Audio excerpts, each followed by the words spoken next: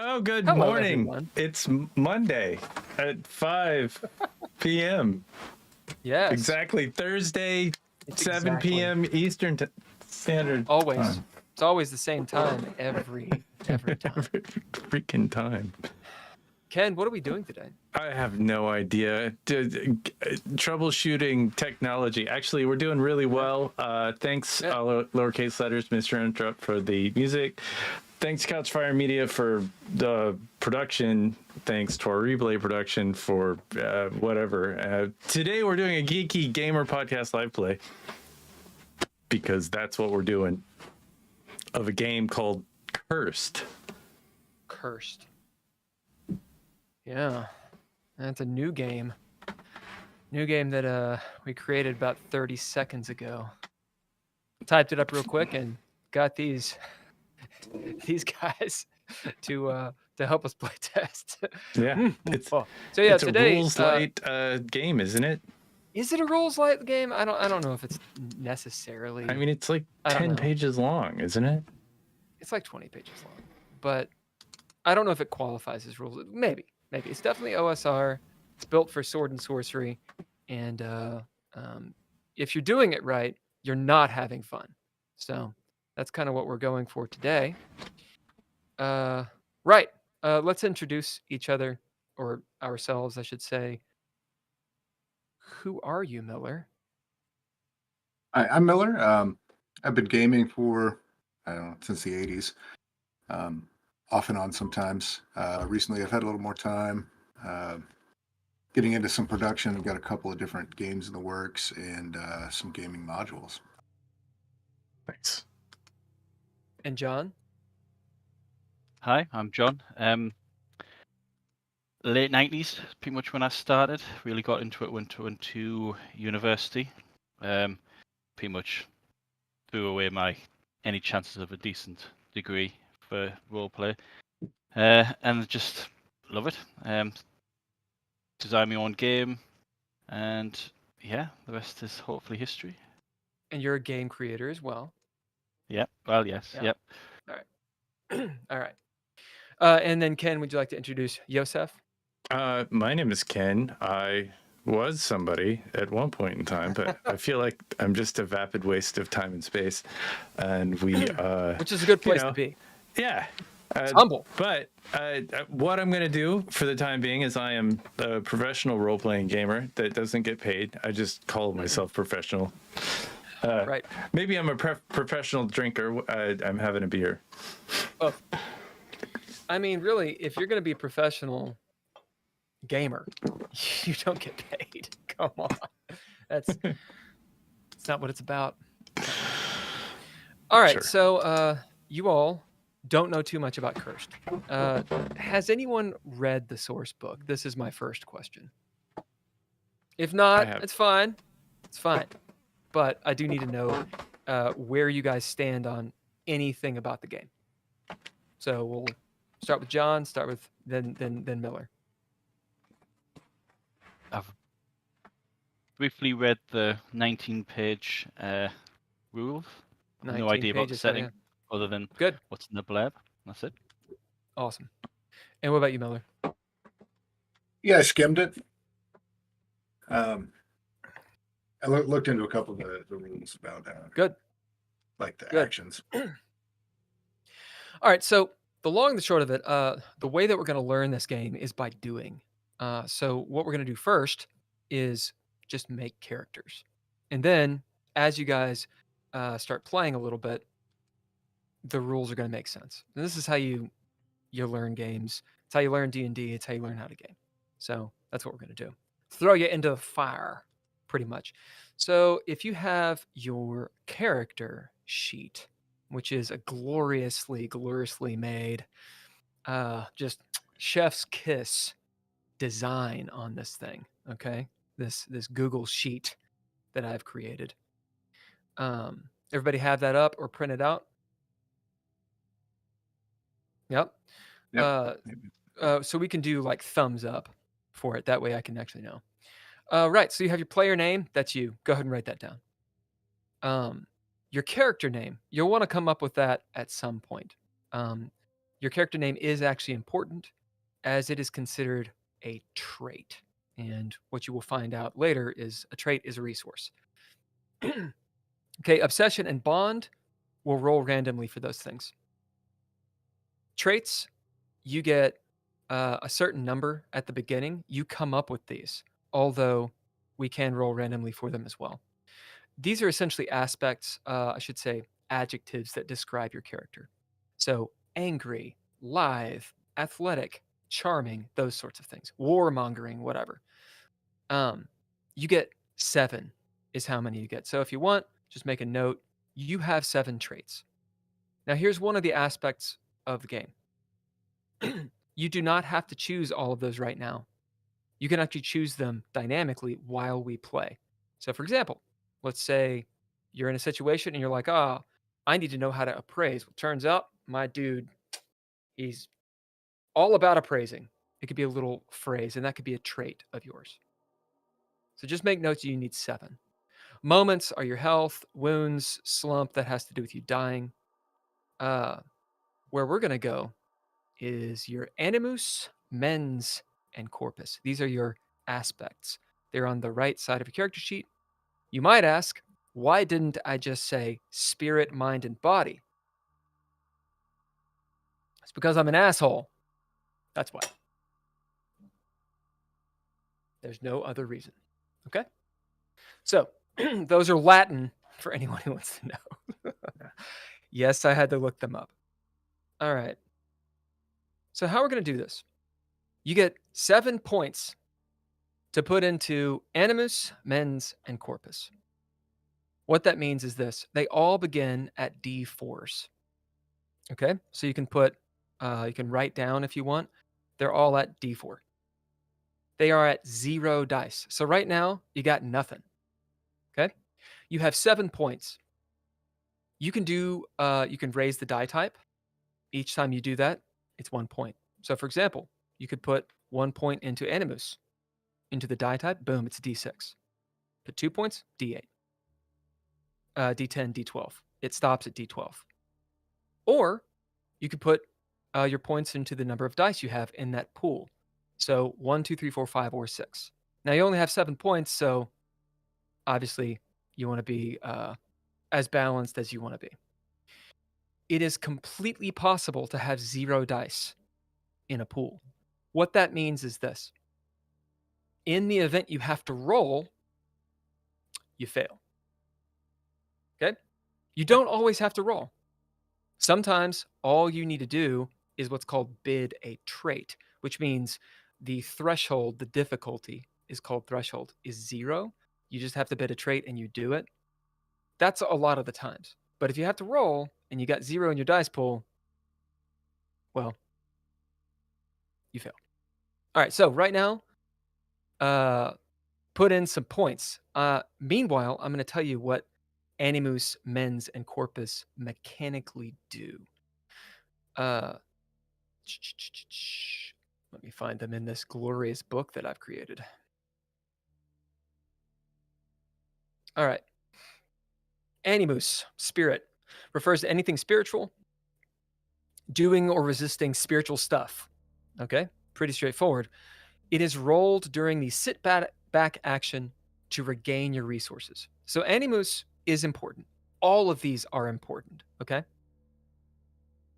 The way that you regain your resources, specifically your traits and your moments, which are your health, is by taking this action, and you roll animus to see how many of those things you regain. Mens refers to anything mental, doing or resisting mental stuff. It factors into how many moments you get. So it's like your mental power. Corpus, it's everything physical. So this is obviously combat related. It factors into your moments as well. So your mens and your corpus give you your health. Your animus gets you your resources back. All right? Yep. Make some choices. All right. You got 7 points for that. You guys have any names for your characters yet? Or are you still thinking?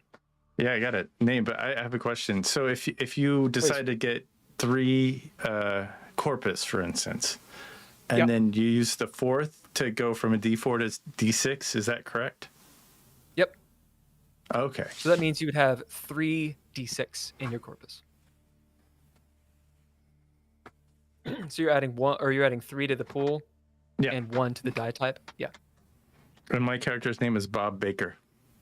Oh fuck yeah. That was my pastor back in the day. Dr. Bob Baker, baby. Always remembered names. It's an uncanny ability to remember names. Okay. Abilities are something we'll roll randomly for in all of these sorts of things. And we'll get into what they do. They have no mechanical benefit. They just say you can do these things. The easy example is magic. You can't do magic unless you have the ability for it.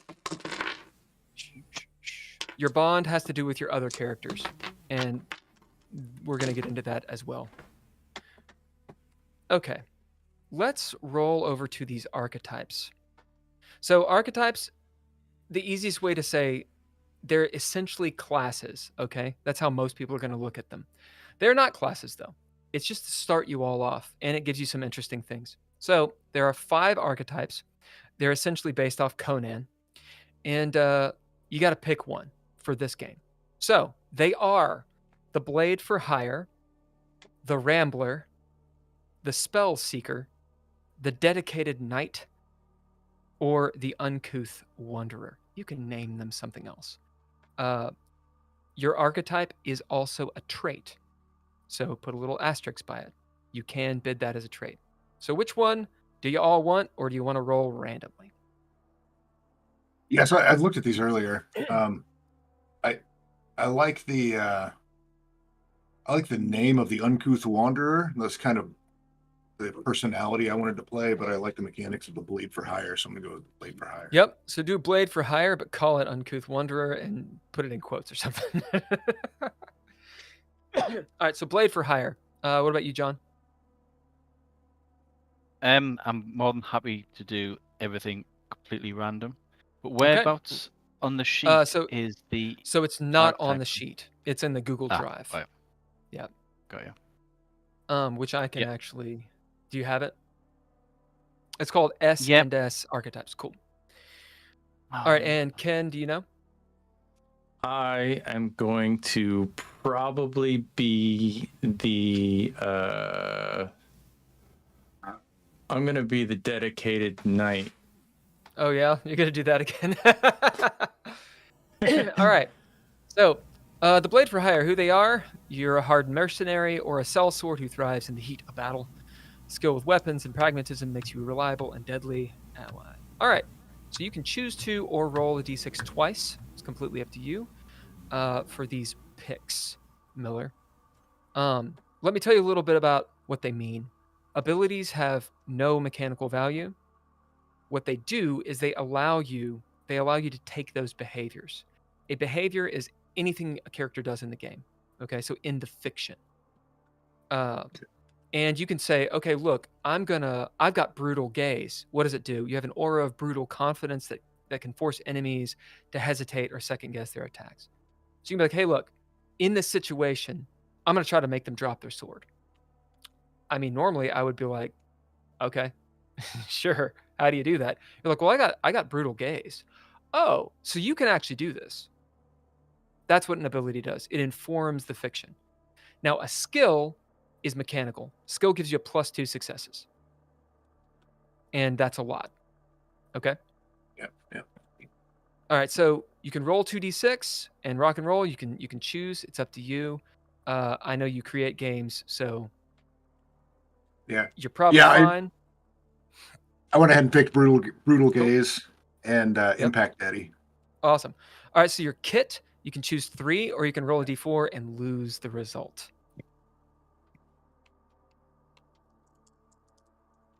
And yeah, the one random item, we will all roll random items together because it's funny. So if you do pick that one, then yeah. All right, John, what about you? Which one of these archetypes are you going to pick? Roll randomly for it. Okay, think. roll a d6, and if you roll a 6, roll it again. Okay. Because I was 2. lazy and only made 5. All right, so you are the Rambler. I'm the Ram. Means, you're basically Oh. Han Solo, a thief, a scout, a rogue, what do they call him? Shenanigan? What's the word? Scoundrel. Yeah. So choose 2 or roll 2d6 to do your picks. Do you want to do the roll randomly stuff, or do you want to pick? Yeah, I've rolled. So I am Awesome. 1 and 3. Awesome. So you've got the Hawkshaw. Hawkshaw and With Hawkshaw's apparently a name for a detective, which I thought was kind of cool. And 3 is Odysseus, which is cool. All right, and your kits, roll your d4 Right. Okay. and lose the result.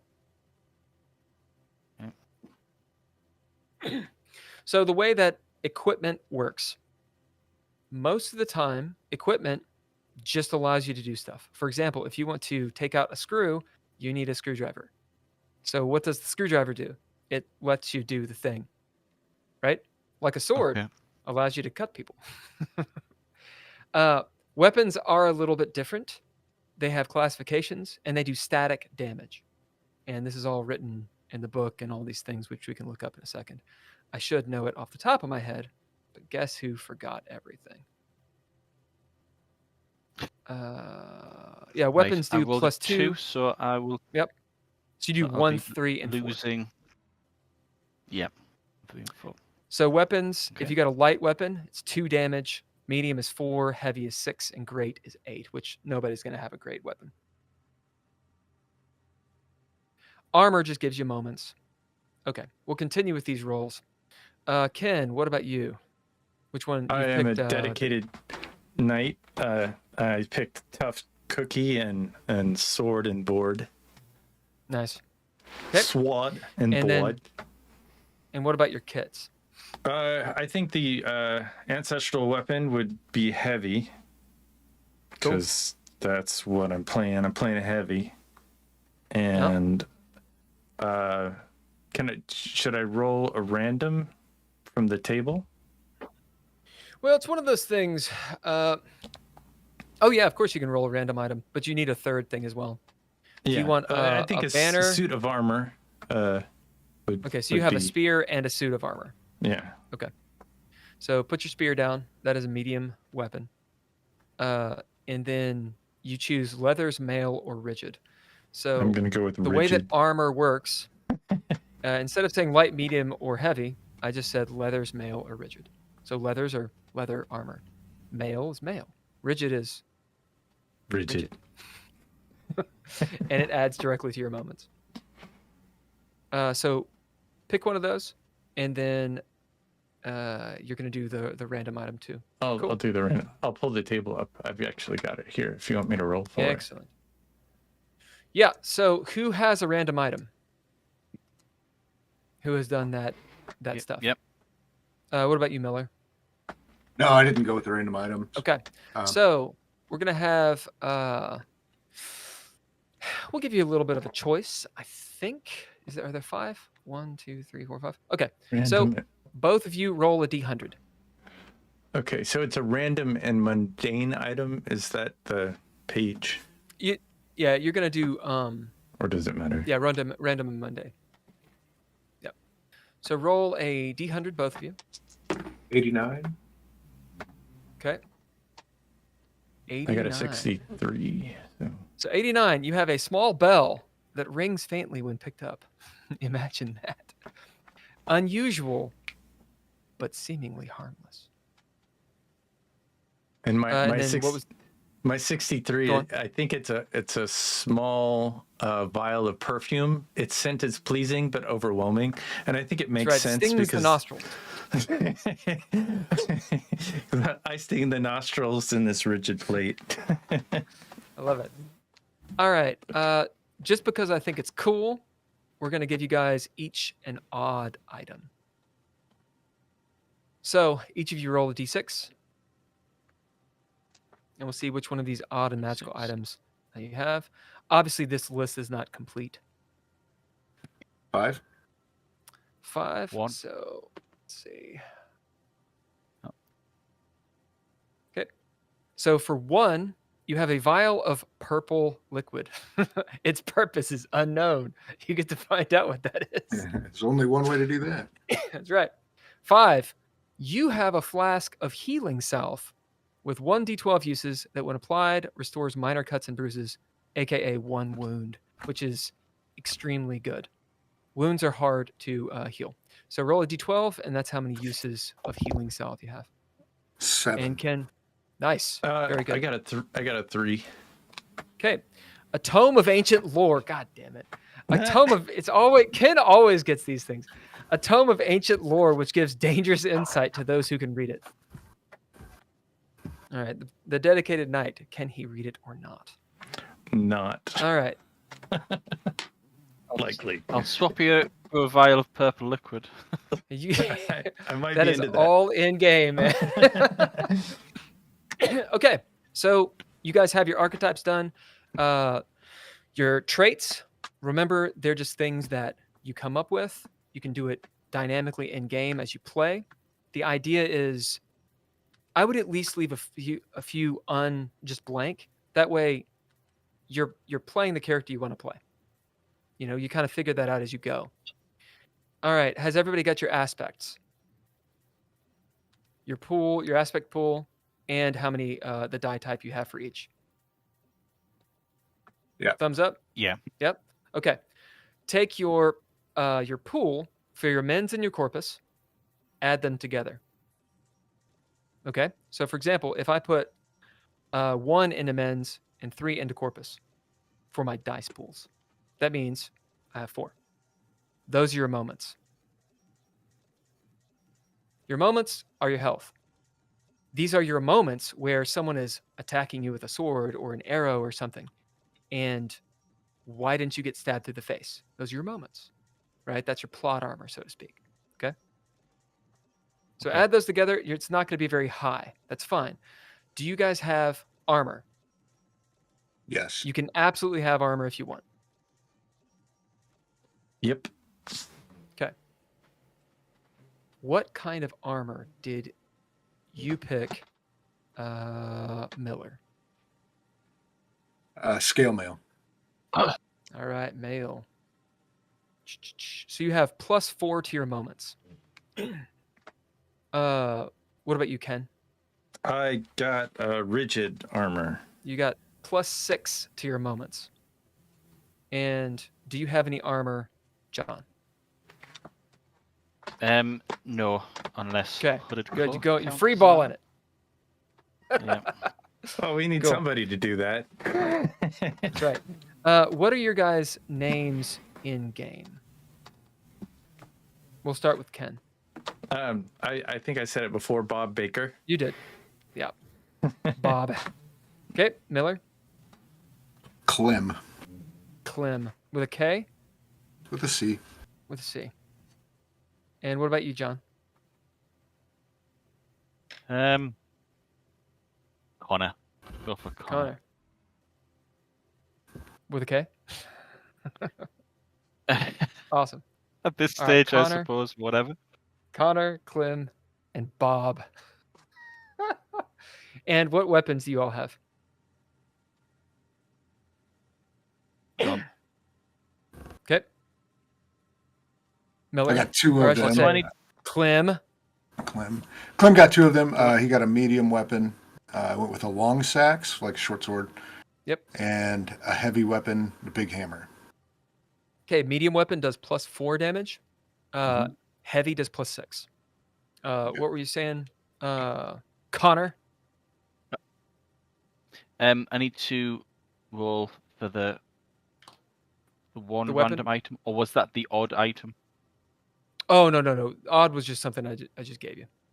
Yeah, so we'll give you a Alright, weapon okay. just because you should probably have a weapon. Let me hit up this. Rambler. Use the rules. I know. Using the rules. So we'll say it's a light weapon. So, yeah, roll a d12, Connor. We'll see what weapon you have.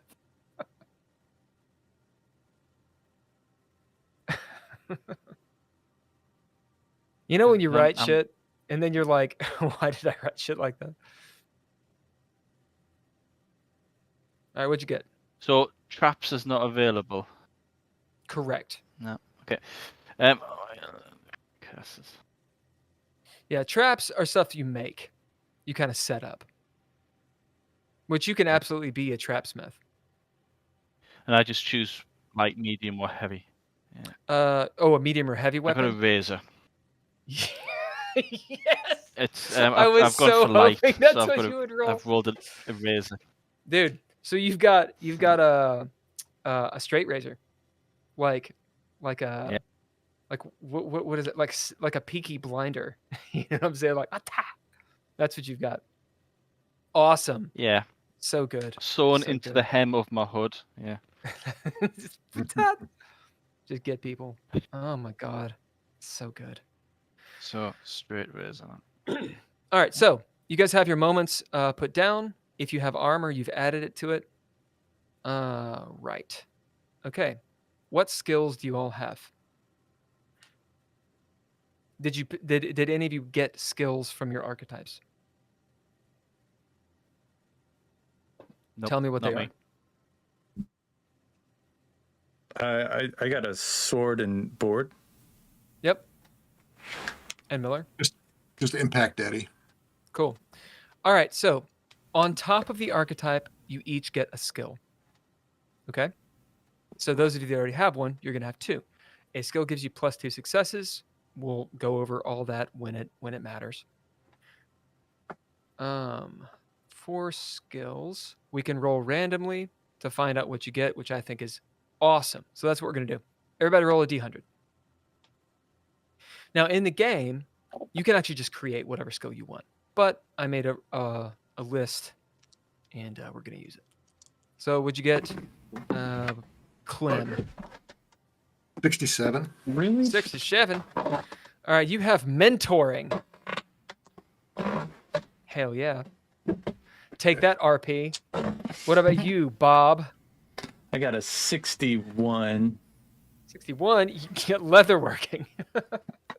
It makes sense. You're a dedicated knight. It makes sense. Yeah. Yeah. And what about you, Connor? 92. 92. We'll see if... You got teaching. You're very good. You're a cobbler. You're very good at teaching. Okay. Okay. So good. I love it. All right, abilities. So you each get an ability. Now this is something that I don't have a list for. You can come up with it on your own. It's something that the normal person, the normal denizen of the world, does not come out of the box with. It's something you can do. So, things that are just in the lore, Theurgy, which is technology, if you want to be a Theurgist, so a tinkerer of sorts, if you want to know about tech, boom, Theurgy or something along those lines. Magica, some sort of sorcery, if you want to have some kind of magicianship, I just made that word up, mysticism, whatever. Those would be things that were kind of like in the lore. Otherwise, it's stuff you know how to do. For example, with Connor, trap making. Oh, okay, you know how to make traps. Or saboteur or something like this. You know how to break shit. So think of an ability that you'd like. If you don't know for right now, just put a little asterisk and come up with it later. Any questions thus far?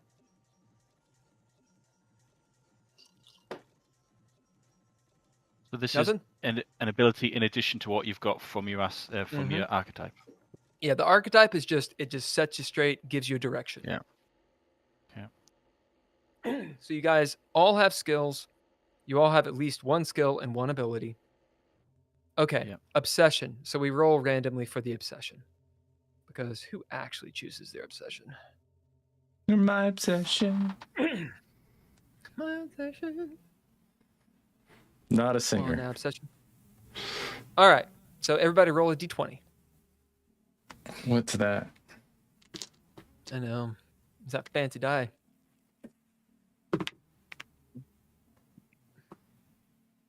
All right, what'd you get? 16.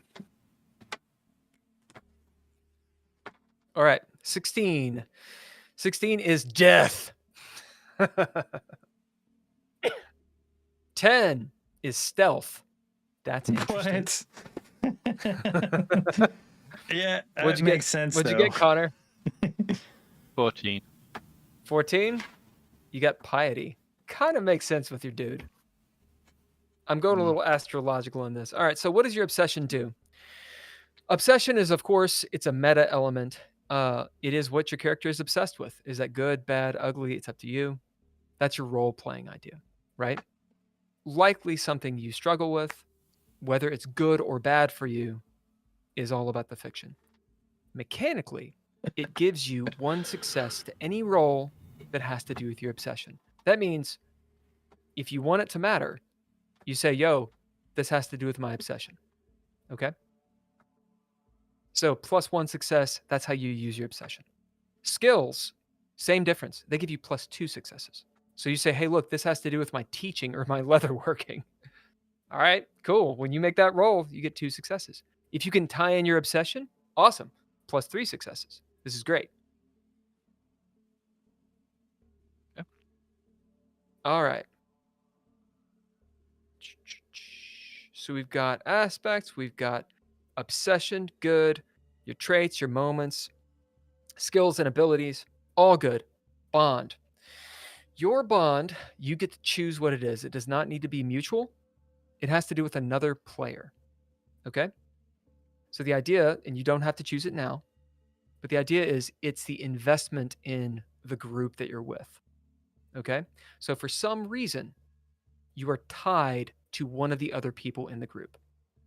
All right? Could you be tied to someone who hires us or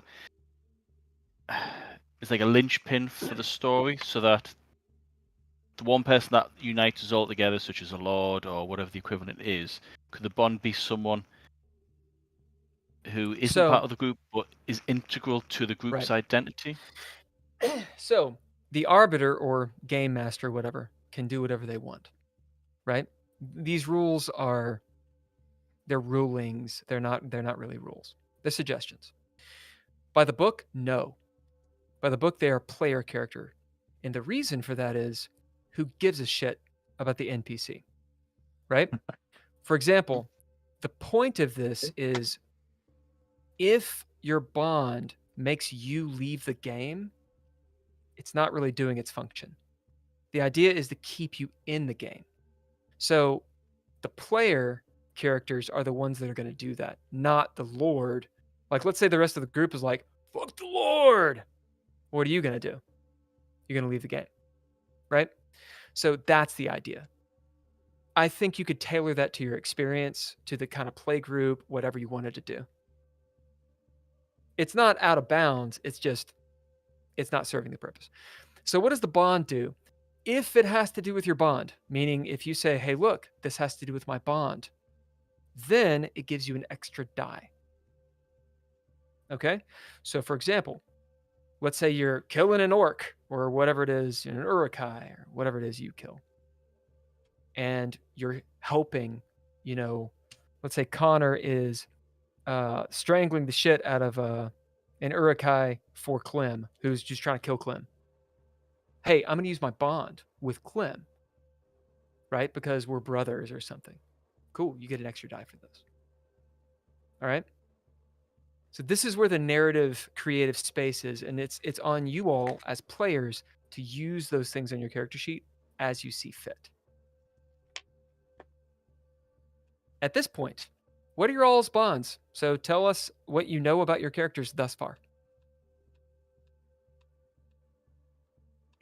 Well, the little bit of backstory that I was coming up with, Clem's a big brute, not super smart. First son of a lesser noble that was deposed by another noble, and the the scarred army with a story was my vengeance. It belonged to the other noble that killed my family off. So I was kind of thinking maybe one of the other two worked as part of that, that small fiefdom or whatever. And I knew them from that. Yeah. I was kind of thinking maybe Connor, if that's okay with you, being the roguey trickster type. Like, I've been looking out for you for a long time.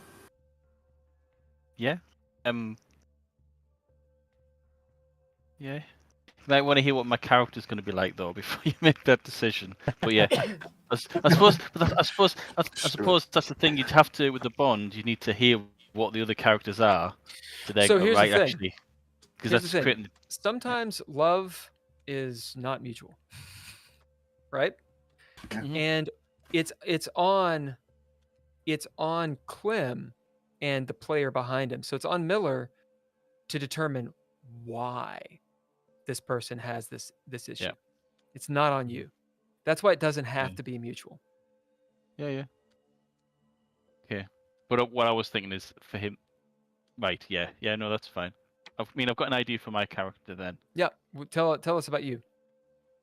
So kind of a Terry Thomas sort of character. I don't know if you've What's ever a Terry watched any Thomas? films. Old British actor, black and white films. He always played a cowardly scoundrel. Oh, cool. He is just an absolute scoundrel. He always plays those sort of characters. So, so with the teaching, yeah, I suppose so. Hawkshaw, Odysseus, not having weapon, not having any armor, that's fine. Piety, because he's the least pious person. It could be the piety in he's seen something good in someone, and therefore wants to make sure that that person's untouched by the. I love it. Kind By of the that horrible things that, which is why I'm yeah. thinking Miller, because if Miller's this brute who. His name is Clem. Sorry, Clem. Sorry, Clem. So I'm thinking possibly Clem because he sees in Clem something that he's not. So it's trying to maintain the piety within Clem, if that I makes love sense. this. You guys are like this. Oh, I love what's going on. Also, great artwork, Ken. All right. So Bob, tell us what your bond is.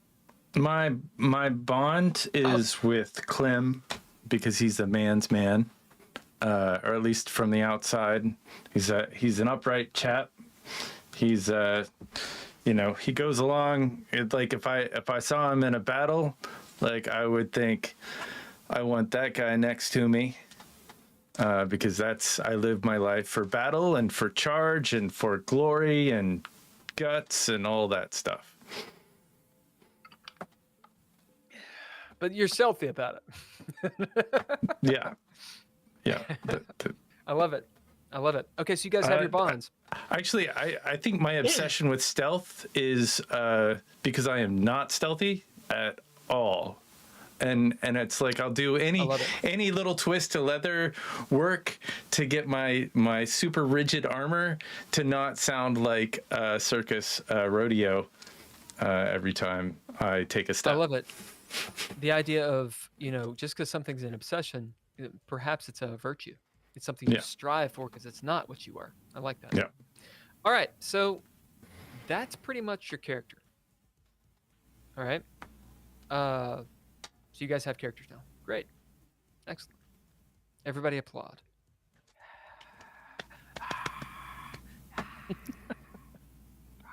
We've got anonymous elephant, ferret, and koala going on in the thing. Nice. That's great. Alrighty. So, how do we play this game? We're going to start with a little bit of an introduction to the world. First, I have to get more bourbon. Well, the world of Crester is not a happy place, but this is this have to do with the time of what was the word that you said? It's sort of like the highlight of a doomed world. This is we're at the most. Yeah. So so there's several ages, right? This is a pretty tropey thing to do in fantasy. A la Tolkien. You guys are in what's called the Age of Progeny. Now, I don't think you know that, right? Historians will talk about this. The Age of Progeny is after the Age of Paragons. And the idea is, think of, actually Tolkien's pretty good. I might as well just go there. The idea of like what men were has passed, okay? Or it's beginning to pass. You're in the Age of Progeny. The knowledge of the great alchemists is starting to wane. People still use alchemy. They still use Theurgic technology. Think of steampunk things. In the cities that there can be marvels that a lot of people might think are magic. For example, teleportation circles in the big cities, or trains. There are guns. There's these dynamic clock towers that seem to maybe keeping time is not really what they're doing, right? They're keeping order in reality is what they're doing. And I can go on and on and on. There's a lot of clockwork technology. And in the cities, you'll see this. The thing is that people have started to kind of forget how it works. They're relying on the fact that it's like a Star Trek episode. They're relying on the fact that it will always work. And they're kind of hoping that, despite the underlying understanding that it won't always work. Magic or magicka it's a wild thing. It's known to bend chaos to someone's intention, to someone's will. It is obviously arcane.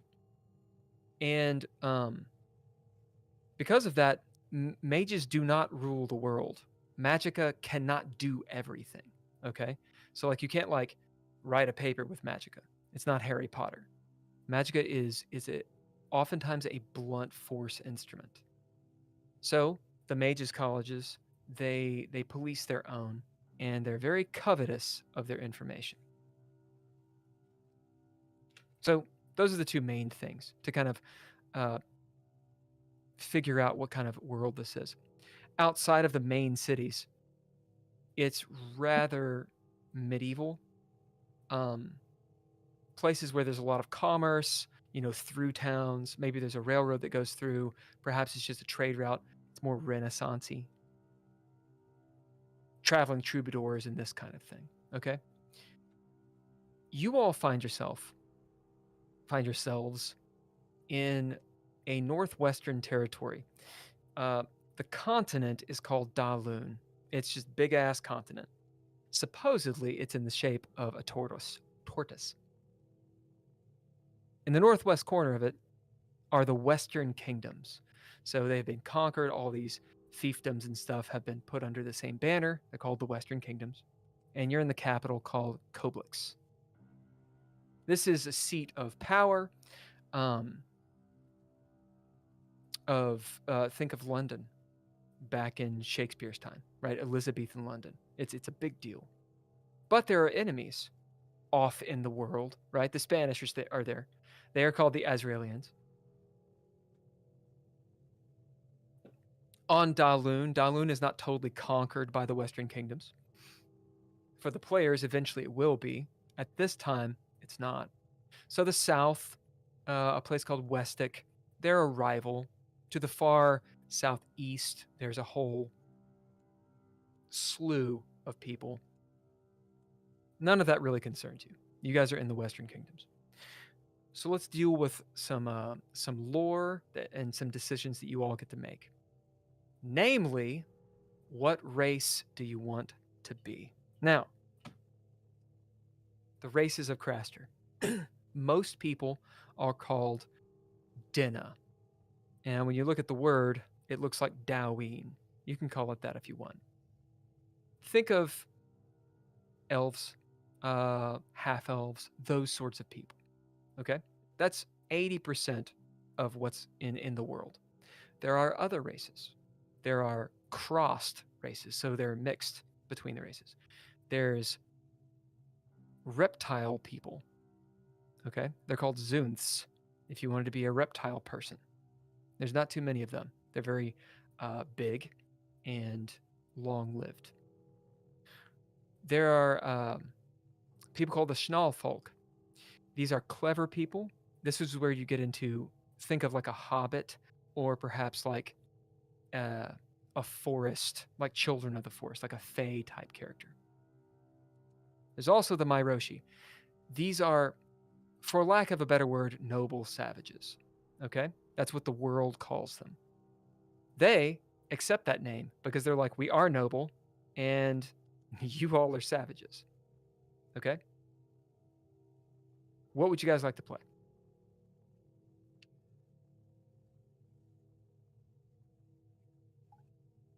I would love to play a Zunth. Okay.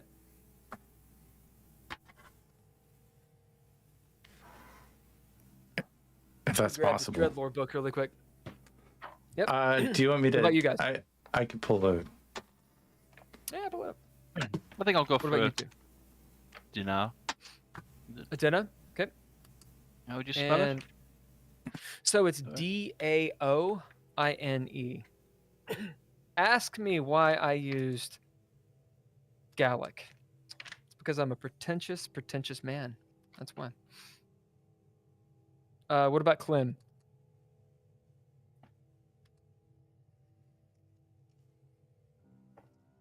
I'd like to be a Myroshi. Hell yeah. Sounds fun. So I won't lie, Miroshi are actually my favorite. Okay. So all of this is in the Dreadlore book, which I'm going to shill right now. You can get it on drive-thru or Lulu or Amazon. And eventually I'll have some splat materials about it and all this good stuff. I'm going to do a little narration. I hope it's not too boring, but it is about your guys' races, okay? For the Myroshi.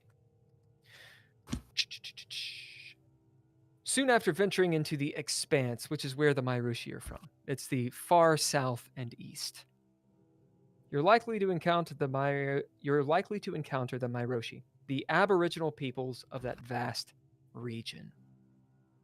Progeny have nicknamed them heathens or sauvage. But despite whatever derogatory meaning those names were meant to have, Myroshi freely refer to themselves using them and don't disparage their use in the slightest. Myroshi look like undomesticated Dinna from a distance. But up close, you'll discover your mistake. They've thick, ropey hair that ranges in shades of red to black that shines purple under direct light. Their limbs are long and sinewy, and their eyes still possess a wildness, a feral glint that's been lost in other races. So basically, they're tied to nature. Myroshi have umber-colored skin, whose shades vary widely from light browns and grays to ruddy oranges and reds. They stand around 6 feet to 6'8", so you're a big boy, and are surprisingly agile and athletic despite their size. Their limbs are slightly longer in proportion to Dinna or Schnallfolk. So the idea is there is a bit of a Neanderthal look to it, but you're tall and thinner is the idea. Okay? Wild. You live roughly the same amount as everyone else. It's basically 100 to 150 years. Wild, adventuresome lifestyles. You come from a place, and you're going to have to decide if this is you or not. If you actually come from the Expanse, that's important. The Expanse is a big desert. It's like a painted desert. But the settlements that are there are, imagine if Native Americans had been able to advance technologically, and they had a harmony with that technology. That's what they're like. So for a Myroshi who is from the Expanse, they really are looking at savages. People that pollute the world, they don't understand the technology, that kind of thing. Their technology is more like Wild West type stuff. So that's up to you. That sounds great. Yeah, it's pretty. They're interesting guys. Okay, so for Zunths, you're a fucking reptile person. Just think of reptile people and conspiracy theories, and you pretty much have it. Do you want to be an Ophidian, which means you're sort of lizard manny? You got a tail, a little more aggressive. You have smooth scales, or do you want to be more of a dragon kind of descent, which would be called a buteau? You don't have a tail, thicker, drier scales. Definitely a buteau. Okay, so you're a buteau. I won't go into too much about these Zunths because I don't want to waste you guys' time, and I know that Ken actually knows a little bit about them, but I'll do a little bit here. Their violence, their lifespans are incredible. They live anywhere from 200 to 600 years. So the reptiles. Smart, fierce, territorial. They are proud creatures with a reptilian bent. The progeny might call them scales, fanged folk, snake folk, whatever you would like. Fangs, snakes, pejoratives. They stand anywhere from 6'6" to 8 feet tall. So you're a big boy. All right. You're basically a reptile, and it goes into a lot of description about that. Let's see. Specifically with buteau. All right. Hardier builds, thicker and dry looking scales. Typically, you've got the the dark greens and such. Think of a reptile person, right? But if you're a religious Zunths, then you might paint your scales. That's what they do instead of tattooing, and it could be intricate. Think of Tibetan salt art, right? So intricate designs and all sorts of stuff. The main thing about Zunths is they think they're descended from dragons, and so there's this element of a slow race that, as a slow aging race that kind of looks at the world in that way. Okay. For the Dinah, you get to choose. Do you want to be a Sibylline or a Silta? Here's the difference. A Sibylline is basically a high elf. They refer to themselves as Fulian or pure blood or full blood. Okay? Silta are not. They're more, they have less of a stick up their ass. Most people are Silta. If you want to be a high elf, you'd be a Sibylline. It's up to you. Connor, which one are you? Mechanically, there's no difference. The difference is completely in their minds. Yep, I think Connor will have a stick up his ass. Okay, you are Sibylline. Awesome. Sibylline. All right, Sibylline. So, silver hairs, night skinned, the untouched. Sibylline are also known as silver hairs, all these things. They trace their origins to the High Kagans of Westic, as well as the Western Kingdoms. They distinguish themselves by their snowy white or jet black hair and their tall and imperious looking ears. In fact, they have pronounced cheeks and foreheads, general sharpness to all their features, that other Silta, these are all Dinah. So for you guys, for the Zunths and for the Myroshi, they look the same. Right? Like they're like, oh, no, my ears are way taller than yours. And that matters to them. one of the biggest punishments is to actually get your ears chopped, and then you are a flat ear. Oftentimes, the Aristasi, another name for aristocrat because I'm who I am, are sibling. So that's who you are, dog. Yep. You guys find yourselves in the Western Kingdoms. Now, it's up to you to determine why you're a merry band, but you guys are. You know each other. You've known each other for seasons. Seasons are years. And you're not rich. You're not super well-to-do.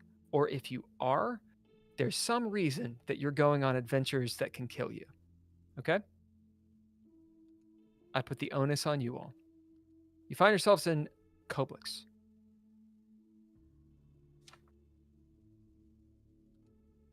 As I read my notes. Good This day city- to... Go ahead. This city is replete with life. Think of, again, Elizabethan era. Think of Romeo or Shakespeare in Love. People going to and fro, carriages all along the cobblestone. There's the lower ward, which is most of the city, bars, taverns, playhouses. You know, the port of call is off that way. Coblix is on Westmark, which is an island nation. Lots of sea breeze and this sort of things. Daytime, very fair weather. You can hear in the distance trumpets, music, fanfare.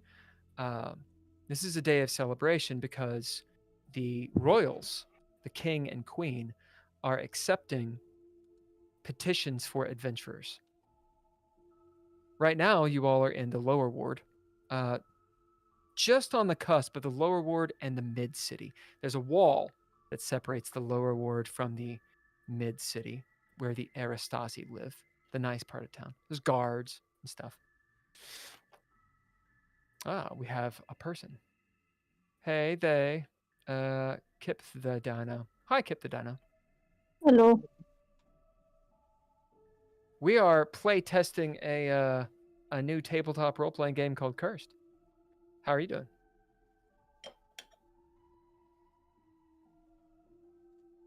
Okay. Well, Yeah. I was I'm just sorry? like finishing an art assignment. Yeah. Sweet. Well, you are welcome to chill out and just listen if you'd like.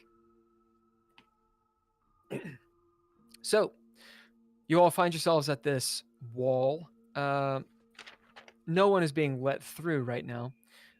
You are at the... Of course, I'm going to start you off at a tavern. You're at a place called Garam's Place. It's a tavern, a bit of a library, a shop, and a mini smithy as well. It's a place of renown. It's large, widespread, food and inn, all sorts of things. And you're waiting on your turn to go into the mid-city and up to the royals, to the High Queen and King, to go on this adventure. Lots of fanfare and everything around you. Outside this mid-city, you see the inner wall. There are priests to the goddess Lumina, who is the goddess of prosperity, also known as the Blue Queen. They are offering fruit before this giant statue of Lumina. And all these people are there. The gates are closed. Every so often they've opened. It's every few hours. So, in this moment, let's describe our characters and what you're doing. We'll start with Bob. I'm picking on all the little bits of my leather. There's like blood and different detritus kind of in my armor, and I'm picking those little bits out. Out of the scales. Out of the scales, out of my plate. Of your body, not your armor. Cool. General stuff. Oh, my plan to create are so sore right now from that last adventure. It's good to see you guys once again. Clem, always an honor. Yeah, good to see you. Good to see you too. Clem, describe your guy and what you're doing, your behavior. Yeah, so Clem will be, he's going to be keeping an eye on Connor because big crowd like this is a perfect situation for him to get into shenanigans. Let's see, going off the mentor skill, helping Bob pick the proper pieces out of his armor for better movement. Indeed.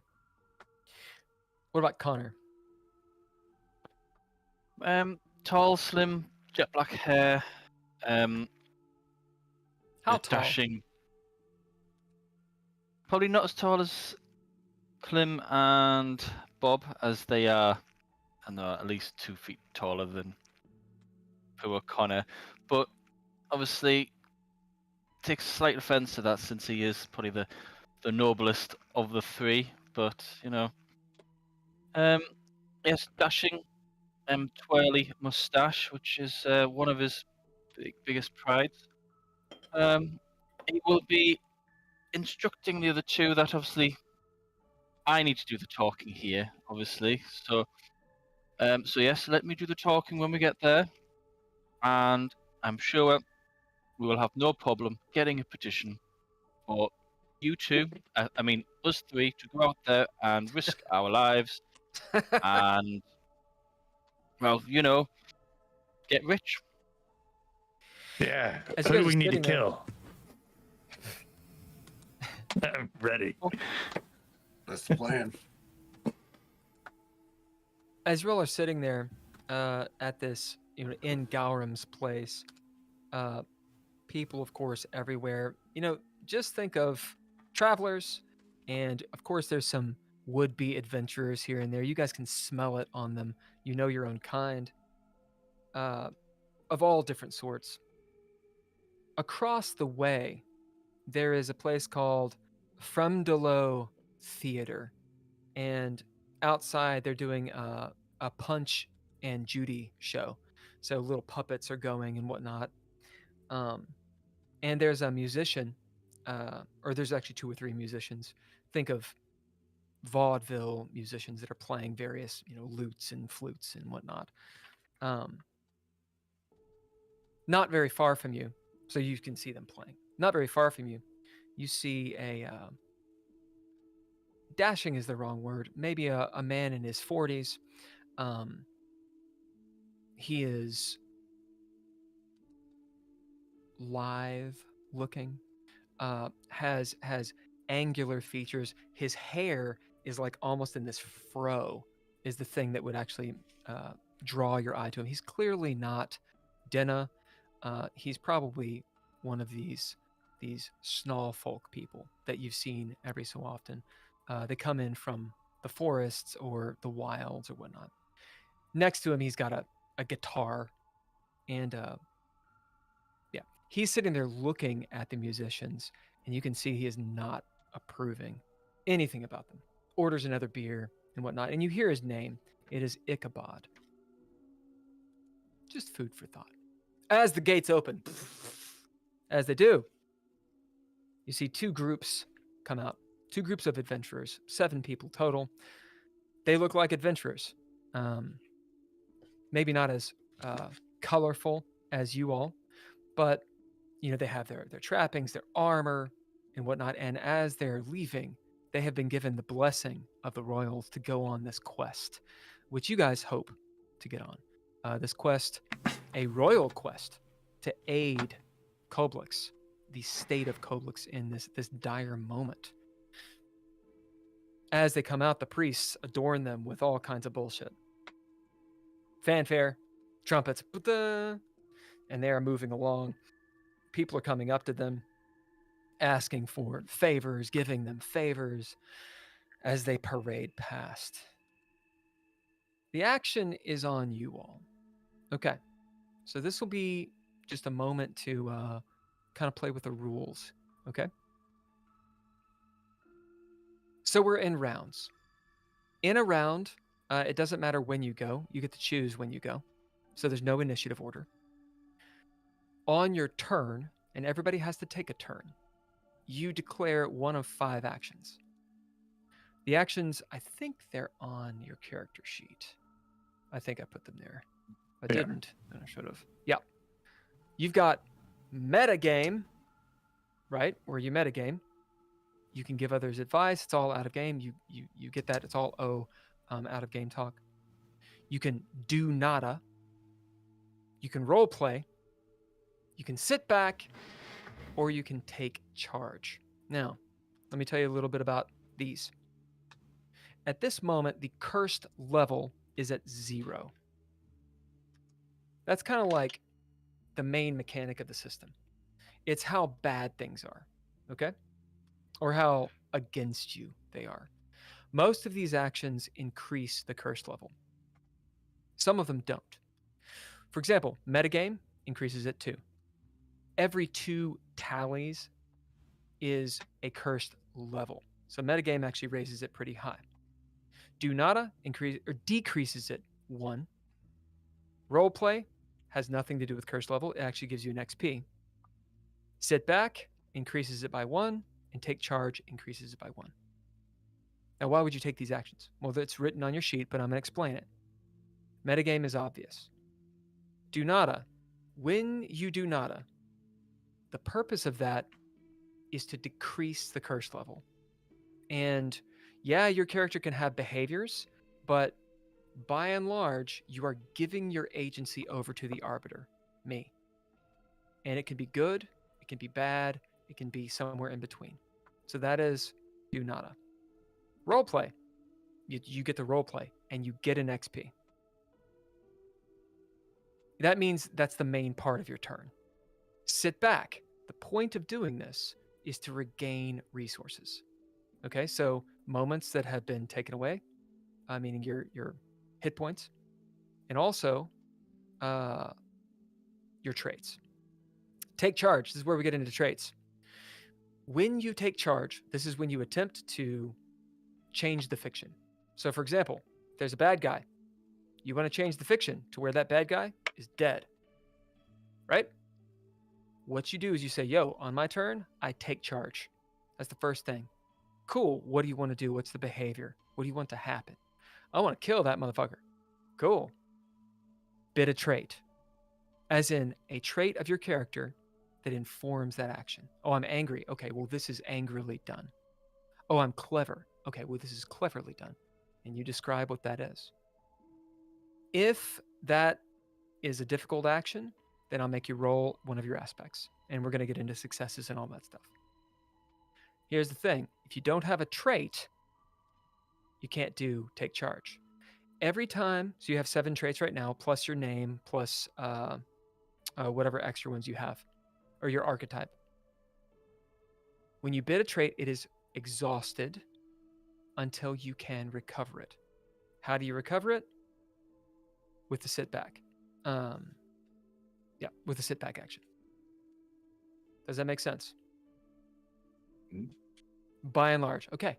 So we're going to we'll just do a real quick round of you guys taking these actions and seeing kind of what happens. So the adventurers come out.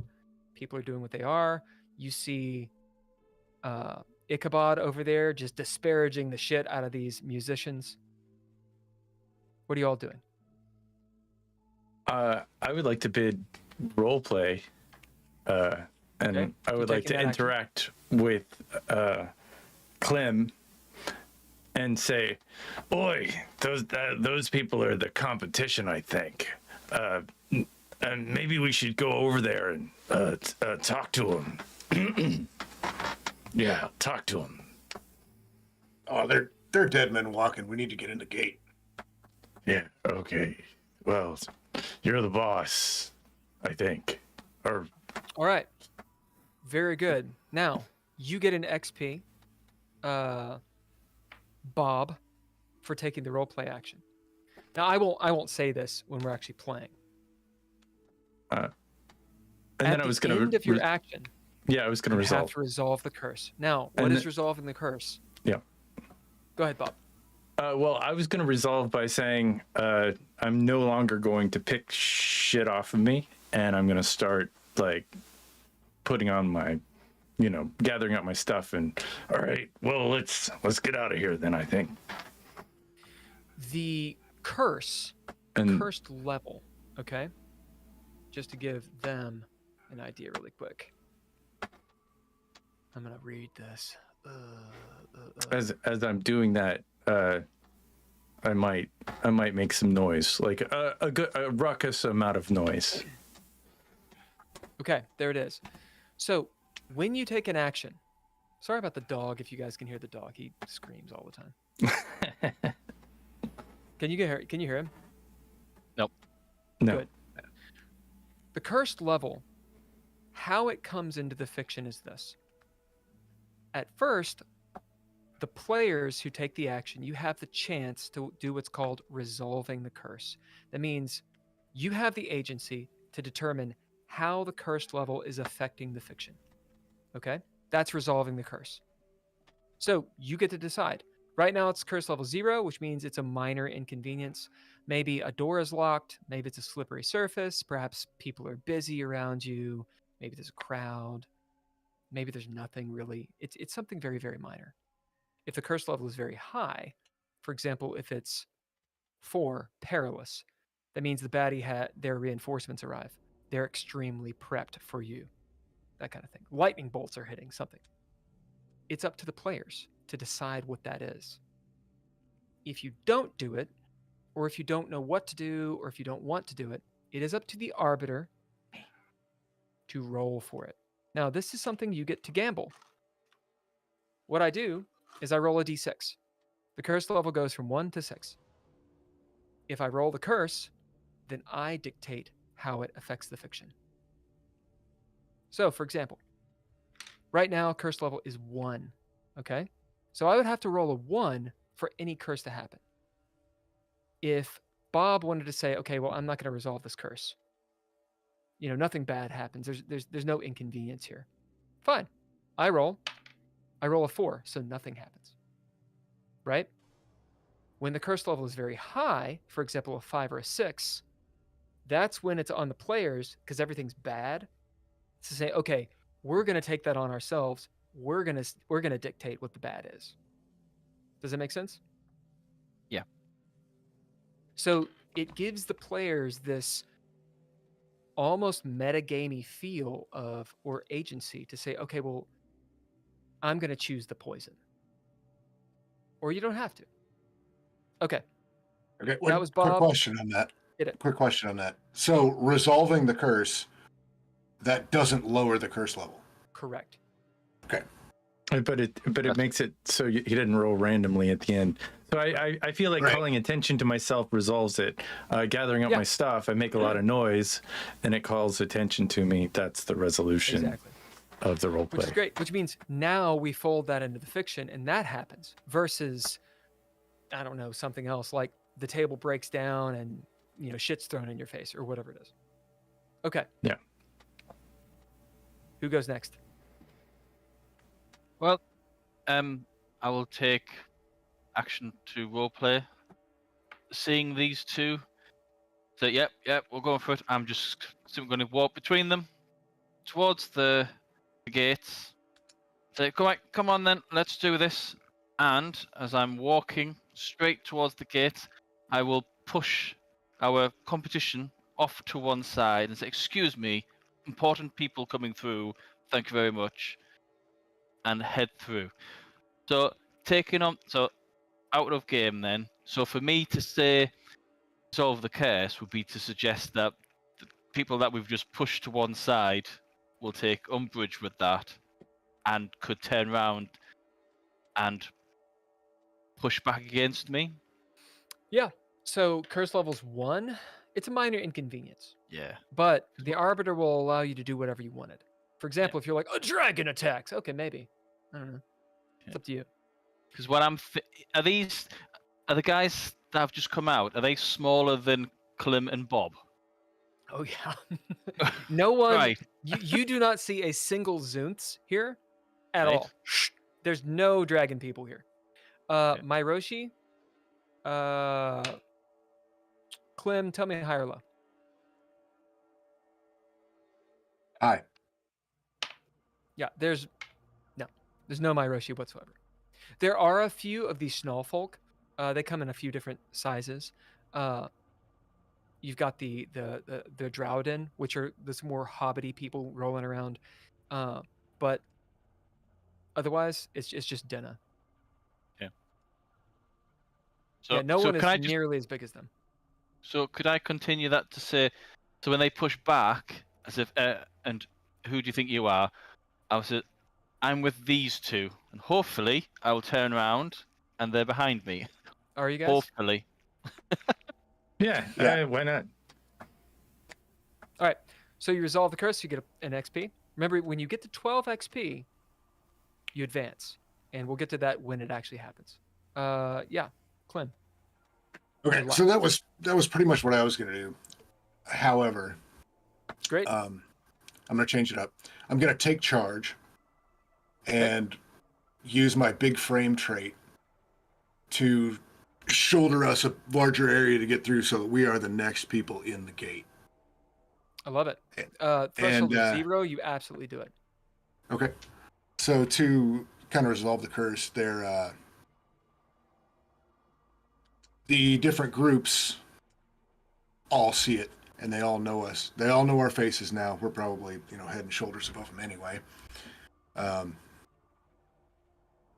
And therefore, like our reputation, our Gafrain is, it affects our reputation negatively. I love it. So you're all in concert. Let's describe these behaviors. Describe the scene as it goes down. So you guys all take turns, work together. What do we see as you guys go up and exactly all of that happens? So me going up, saying, "Excuse me, let us pass." I'm with them, and at that point, Clem just walks straight past me and imposes his big frame and just pushes even more people out of the way. Would that be okay? I mean, that I don't want to steal anyone else's thunder. Because if we both No. think It's the your same time. thing, It's all your guys' time. Yep. I'm fumbling with all my things and kind of making a lot of noise. So our presence is absolutely known, and I look like a lizard. I think I'm a dragon. Actually, I'm pretty sure I'm a dragon. That's my thought. People are looking at you as you move past. You sort of push past. Clem, as you have taken charge, you note that Connor is sort of exchanging some words. As they part with the other group. They keep on going, right? But they're like, fuck you, right? Exchanging some words and whatnot, as they're not going to come close to you. The action's on you since you took charge. You get to the gate. You see the guards there.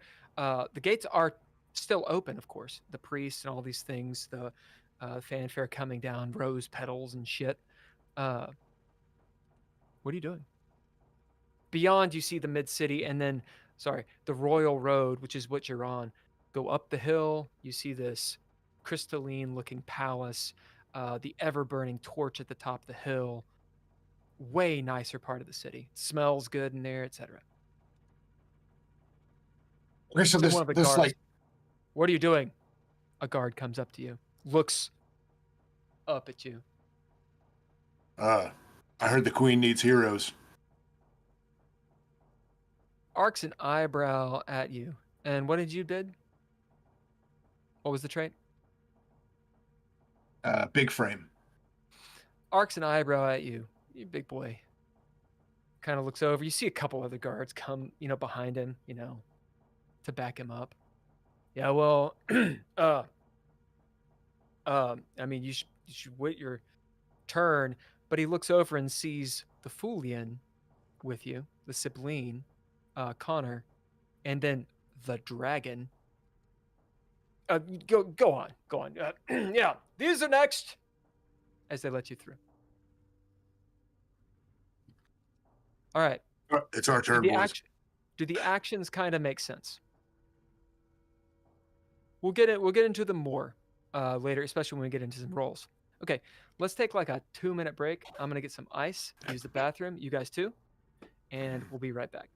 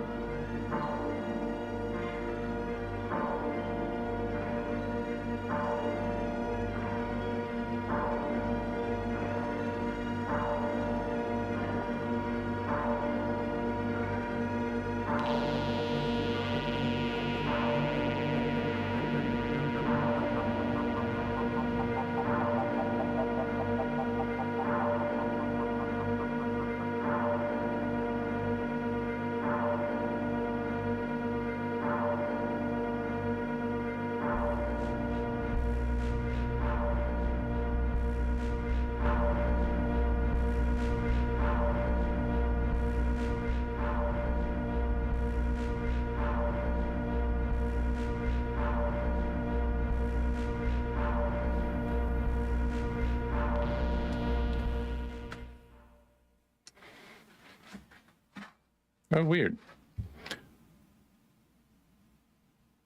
Go forth and be merry, because we are back. Aha!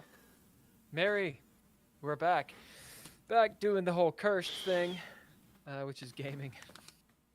Right. So we'll just jump into it. Clem, as you're moving through these big old gates, they're tall, think Kingdom of Heaven style, big, old school, medieval style gates. Maybe, I don't know what Clem thinks, him being my Roshi, but it might seem strange that in the middle of the city, there is this massive reinforced wall. Right? It's not on the outside of the city, it's in the middle of the city. And as you move through the gates, you see the nicer part of town. There's statues, think Rome. You're on this boulevard, the Royal Boulevard. It's wide. There's rose petals. It's clearly been swept up and cleaned up. Literally washed the stones and the marble.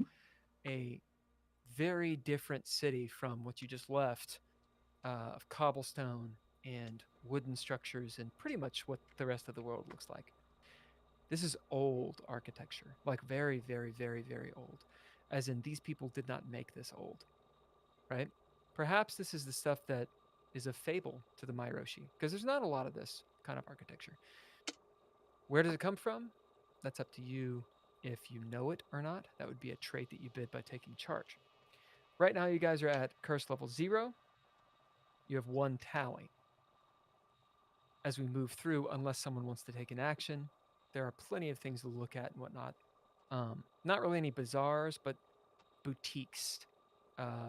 Very nice Aristasi residences as you climb this hill towards a palace and an ever-burning torch. Any actions? Yeah, I'm going to take a Leon, roleplay nope. action. Hit it. Looks like we're in the right place to make money. I concur, Should be a whole Doctor. lot of it.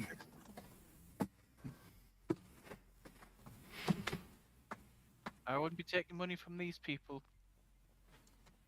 I think it's probably best to. Yeah, we'll see what they want us to do. See what they want us to do. But they got so many different. They got so many different shiny things. I mean, it seems like we could just pick up this, and I lead down to the road, and I'll pick up a rock. Even these rocks are fancy, and then I put it back down. Yes. Plenty of money to go around. I'm going to say, so no one resolves the curse, which is fine. So we'll say that everybody took the roleplay action there. So everybody gets an XP. And I will roll once.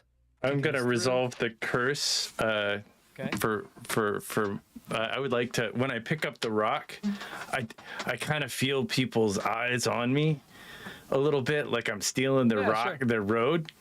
And then that's why I put it back down, because I'm like, okay. That's illegal. I think that they care, like they're very, they notice me, and maybe that I'm not from around here. They do. Absolutely. You see people looking like, oh my God. You hear them like talking. We'll say, Connor, you hear them talking in High Calgarian, which is, the language of the Aristasi. It sounds like Esperanto, if anybody cares. Basically like Spanish. As they're like, oh my God, can you imagine? Can you imagine traveling with a savage and a reptile like that? Just sort of muttering. And they are referring to you, of course. Mm-hmm. Anyone else resolving the curse? No. Okay, so I rolled once. We'll say that's for Connor, nothing. And rolled twice. Curse level is 1. It's very unlikely you get it. So, as you guys continue, just a few snickers here and there, but no one's going to say anything. You guys are big. You make your way to the palace. behind you, an arrow shot. Not that I know what that is, because I've never shot an arrow. I have shot an arrow. I just doesn't matter. Many yards, a football field away. The next group of adventurers are coming behind you. We'll say, Clem, it's pretty clear that you guys jumped line, but no one's stopping you. They're slowly going. You see some people actually like kind of slowing them down as you all have taken their place. And you get to this palace. What does the palace look like? You know, I can narrate this. However, let's have some fun. What does the palace look like? We'll have you guys enter this into the fiction. It is big.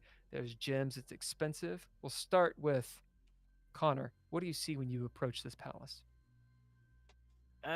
Large pyramid topped fort castle with huge windows, stained glass or maybe crystalline. Both. Numerous turrets from which are crowned in glistening metal. Love it.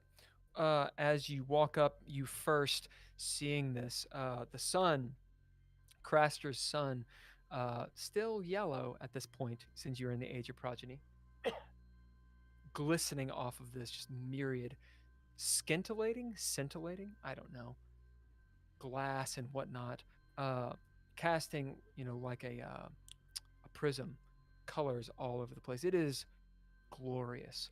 Next to you, the ever-burning torch. It's burning blue, which you'll know since you're a Fulian means that the regent is the queen. So she is actually the one in charge right now.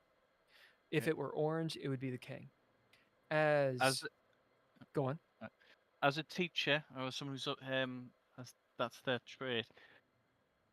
So, Bob, Clem, just to let you know, the blue torch means that the regent is a lady. I don't know your cultures, but I don't think you've suggested that you've got any deference to the fairer sex. I mean, you're not going to say anything untoward the lady if we do meet the lady, for she is in charge, and not to be offended. Well, I mean, but there's a man behind the woman supporting her, I think.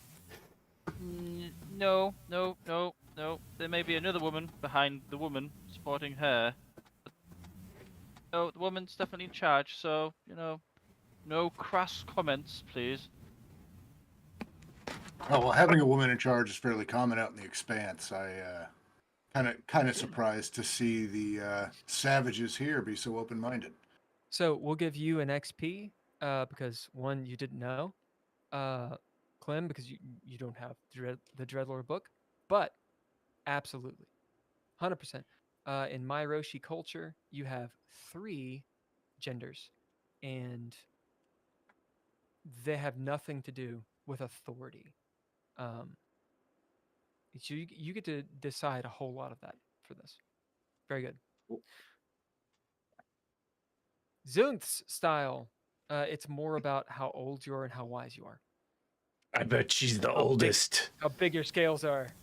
She's the oldest of all of them. She knows everything. That's how you do it. Okay, so as you all have essentially taken the role play action, just to hammer the mechanics home.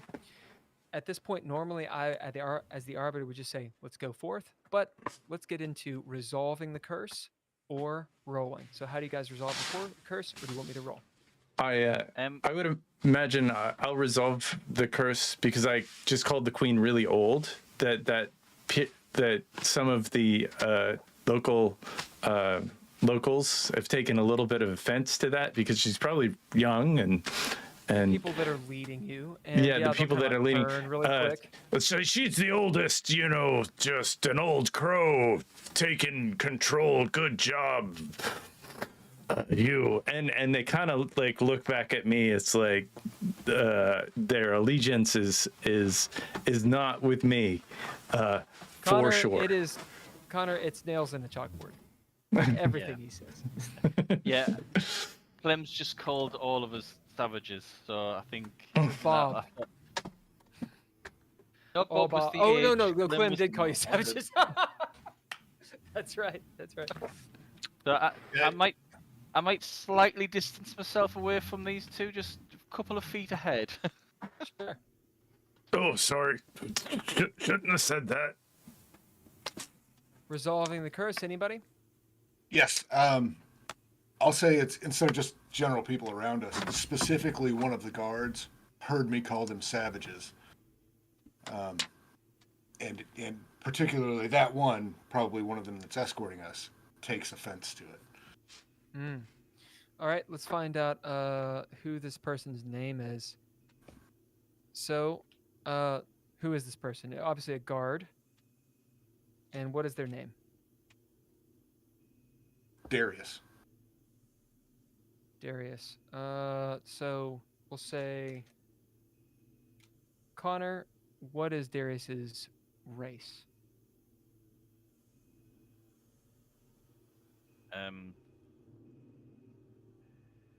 Deny. Putting you on the spot.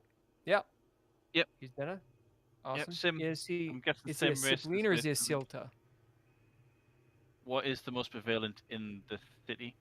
Silta. Filter then. Yeah, for sure. The Fulian, the purebloods, are less numerous than the Silta. Okay. Awesome. Yeah. And we'll say, Bob, what is his general reaction? I would say negative. He like at first he was kind of excited to see us, and maybe now after after we kind of disparaged the queen just a little bit, instead of like saluting us, he's gonna kind of give us like, okay, well, and there's these guys. I like that. Lackadaisical. All right. And final, Connor, do you resolve the curse? What in regards to the guard? Your role play action. Oh right. Well, informing them of who's in charge, like the queen, like who's the regent. I'll let you make a roll. Okay. So all right. curse level is 1, so I have to roll a 1. I roll a 6, so nothing happens. Okay, so you guys get the idea of how it sort of flows. Yeah. I love this playtest. I think there's going to be a rule, which I have in Dreadlore. It's called the Dread. But it's something, Miller, you had mentioned, taking people out of the fiction. This rule of the world. And pretty much the world is just happening. You're out of rounds. The world is just happening.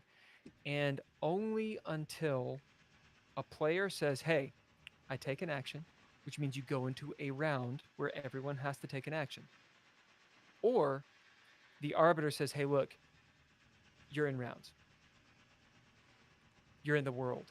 And that way, the curse level's not going up or down. You're coasting on that curse level.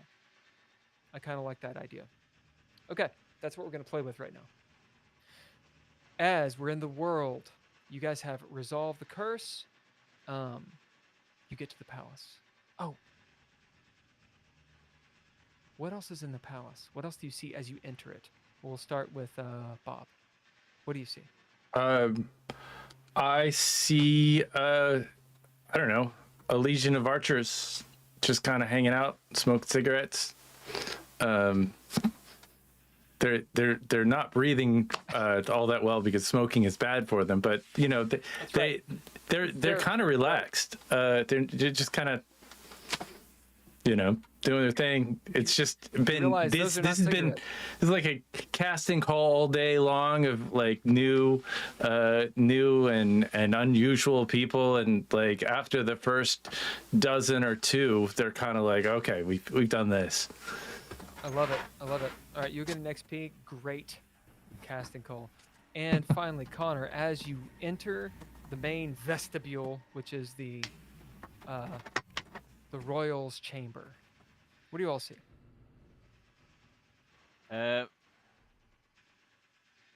huge expanse, vaulted ceilings, supported by 2 or 3 rows of columns. Far end, a small throne on a dais. Obviously the red carpet leading to it from where we are, from the doors, and numerous knights and guards against the walls. Can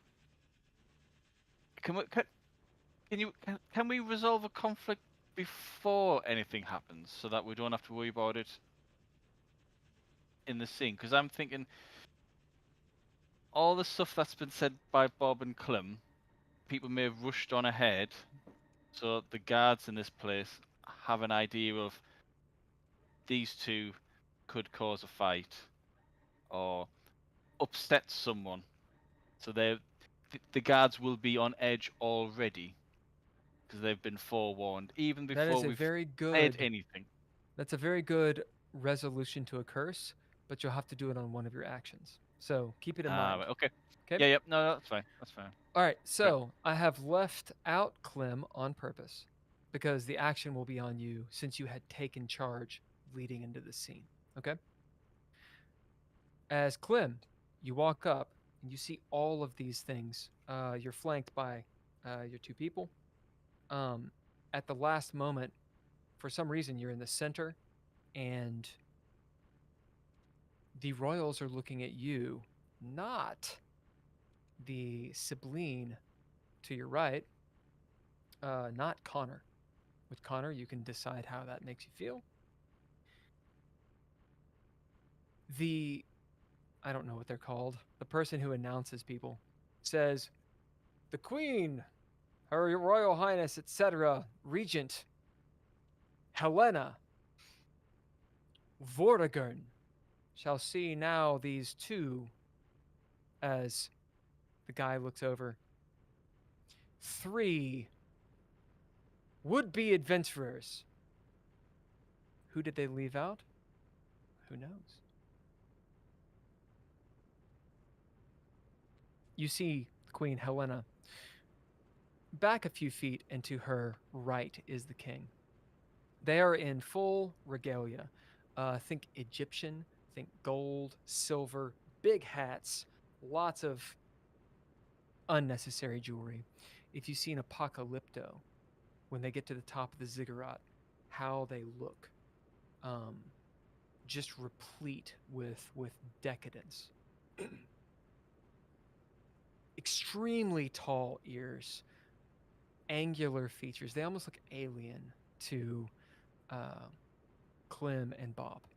These Denna actually do look a little bit different. As she looks down with actually kind eyes in some way, these sort of black orbs. "You have come before us to help the Western Kingdoms in this time of woe." The palace shakes. Some dust. People kind of look around. The Queen looks around. Very calm. Another quake. She thinks, looking back to you, Clem. "You have brought who before us? Who are you?" Okay, I'm going to take the roleplay action. I'll take bow a little bit and say, "Your Grace, thank you for receiving us. I am Clem. This is my friend Bob Baker and our spokesman Connor." And then I will step aside and let Connor come Bob Baker, you just get an XP for your name. Go. Connor? Sorry? It's on you. Oh. Clem has stepped to the side. Now, Clem, are you resolving the curse? Can I think about it for a second? You can. Okay. Connor. I am Connor. Insert lineage and so forth. Let's find out what is Connor's last name. What's his surname? Carleth. What is it? Carleth. Carla. I love it. Breath. Kanakala. Okay. We come before you to offer our services as Yes. not would-be heroes, for we are adventurers already, and heroes well established in our many noble tasks that we have performed. Tell us of your tasks, for we do not require heroes. You see everyone sort of like all around you, the eyes looking at you. Of these Aristasi, of these knights. We don't require heroes. We do not require, when she says we, she means herself. We do not require those who wish to self-aggrandize. We require intelligence, capable subjects who can bring us back what this city, what this empire needs, what this world needs. Then you have found what you are looking for there is intelligence aplomb between the three of us, and there is no task that we cannot accomplish for you. Indeed. She nods.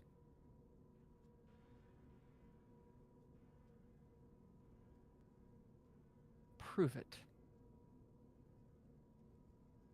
What do you wish us to do? What is the task that you set before us, Your Majesty? As she sits there thinking, this is an opportunity. Bob, do you want to take your turn or do you want to Yeah, I would like to take a turn. I would like to do nada. Okay. Do nada reduces the curse by 1 tally, which means you're at 0-0. And I'll grunt. And you let the winds of you let the winds of fate go. People, they don't ignore you because you're a goddamn dragon person, but they're not really paying you too much mind. And we'll say that Clem, you're very aware of this.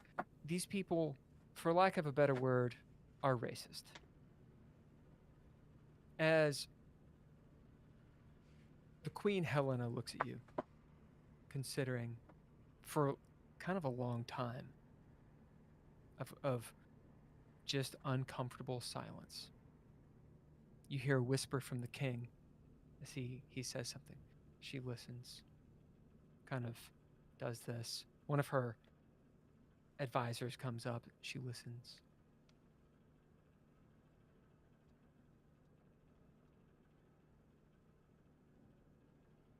You know the state of our empire, do you not?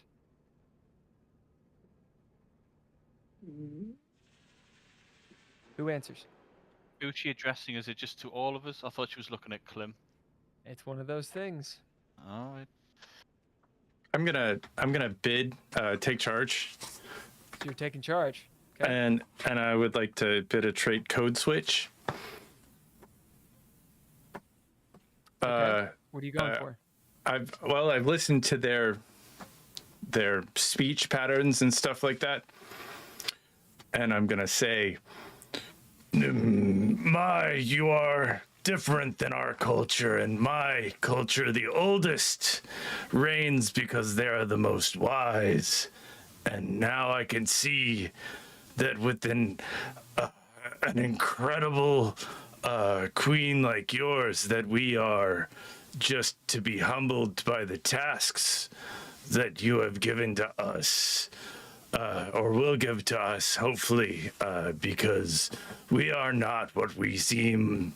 People think I am a brute, but I am just a mere peasant looking for orders. It is my task. What are you looking for here? And I will say, see my coat, I have spent so much time on it.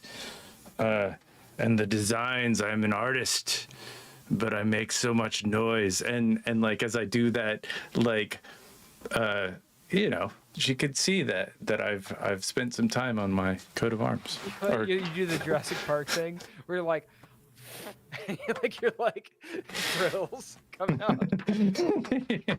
Yeah. Yeah. I got a little. What I do got a you- little. okay, I got a little. You know, With your taking streamers. charge, Yeah. with your taking charge, what are you Yeah. trying to change in the fiction? I'm trying to change her, like she was kind of looking down on us a little bit, and I wanted to show that we are Okay, I love it. might be rough As on the you do this. outside, but we are you know, we're intellectual people. We're not just violence. Okay. Sure. We're also thinking people. So because I want them to see it, we're gonna make you roll.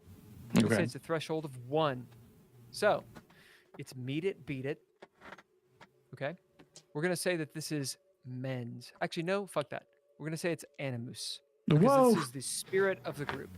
I know. I'm pretty sure you didn't put. I know. I got an So animus. roll your animus. So what is your pool, and what's the die type? Just so they know. I have a 1 animus. Okay. So you have 1 pool That's So I have one a die. D4. and a D4. And No. one. Okay. No, I think it's just a 1, isn't it? You roll a D4 with a 1. Did you put anything in your animus? I have 1. Okay. So you have 1 D4. Yeah. All right. So roll it. You're looking for. So for successes on your dice, you need a 4 for 1 success to a 7. I got 1. 8 and higher is. Oh, I know. You know, Ken. I'm saying from 4 to 7 is 1 success. From 8 up is 2 successes. So I want both of you to roll that. So Clem and Connor, take a D4, roll it. You're looking for a 4? That's 1 success. 2. All right. 3. For your 2 animuses, what do you have? 1d6. Awesome. Roll a D6. You're looking for a 4 up for 1 success. 5. So that'd be 1 success. Yep, 5. All right, so 1 success. So that's how sort of rolling works, okay? So, since Bob, what did you roll? I rolled a 4. All right, bam. Now, can you add a skill or an obsession to this? Or a bond? I can add a little drop of my perfume. Kind of starts to Okay, waft. perfume Or is is that perfume a doesn't different do thing? anything. It Now, doesn't do perfume, anything. it's up to the arbiter to be like, okay, well, the threshold is maybe something different. But mechanically, that's all ad hoc. Well, I could add my skill leatherwork because that's what I use to discuss. Like that's I was kind of showing off my leatherwork to show that I was not just a simple dragon.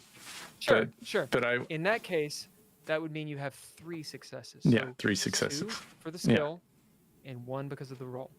Mhm. Okay.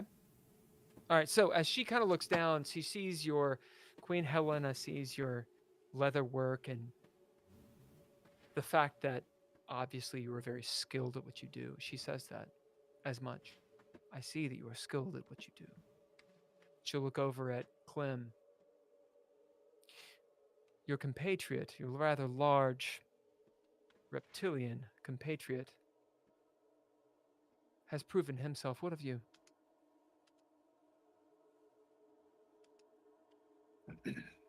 This mail, these scales, are 1,000 scales from the armor of the dead, from the army, the man that murdered my father. She sort of nods. Okay. So, what is the action you're going to take? Oh, you don't have to take an action because this is a reaction. Okay? So, if it's on the player to take an action, then you have to be like, hey, what's one of the 5? And you do it. But let's say you're attacked, which this is a bit of a social attack. You just have to roll. So, we'll say this is Animus. You roll against a threshold 1. Can you add an obsession, a skill, or a bond to this?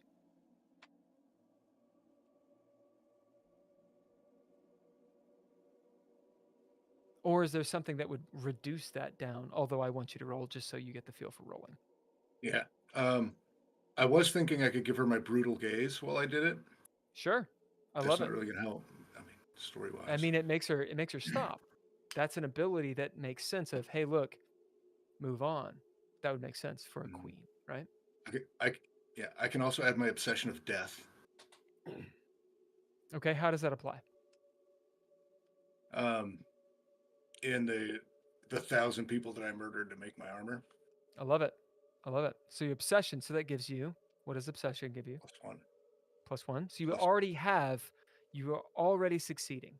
Okay. So boom, you do it, but we're going to roll nonetheless. Can you add a skill?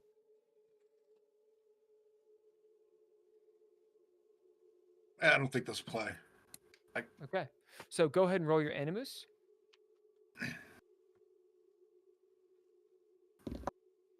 This is 5. Which means how many successes? 2.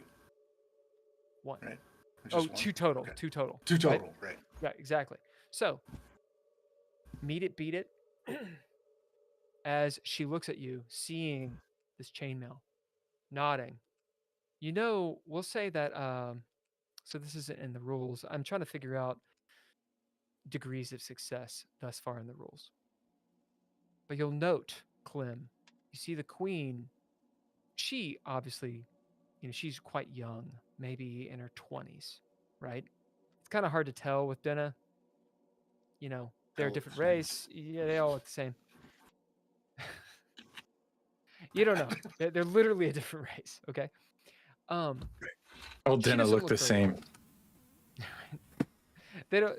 She doesn't look very old, but it seems like she has seen something about death and life as she nods and moves on. So you can see that she has had some hardship in her life. As we go to Connor and you, Sai. Now, out of game. Sai is like saying sir.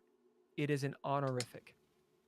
Sai, S-A-I, means she is showing Connor respect. Okay? She's racist. Sai, and you.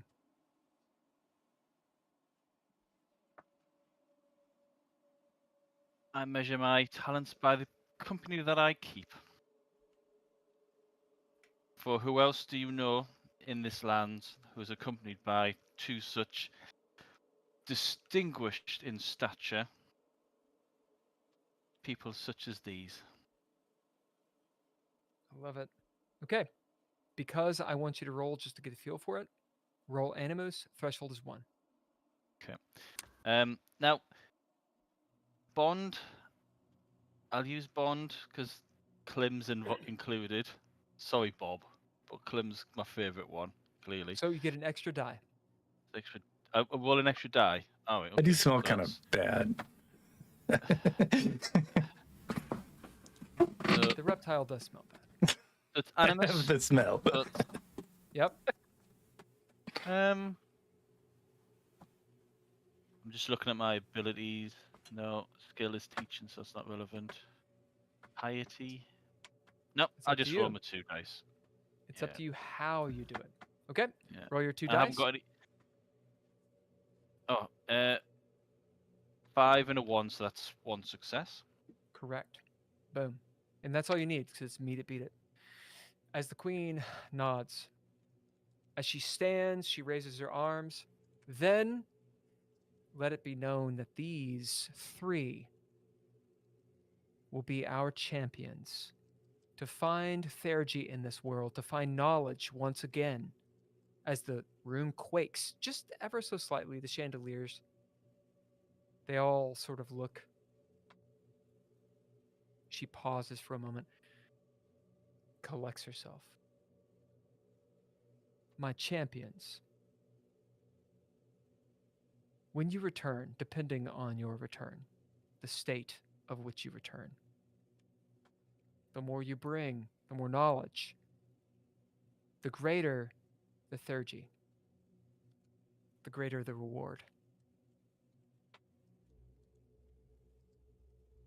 you shall have a favor from the royals, at the very least, for going on this epic quest into the wild and the unknowns, into the lands which are not the Western Kingdoms. Do you all want to do anything, or are we still in the world? I would bow and gratefully accepted, Your Majesty. I'm gonna role play and Okay. and Hear me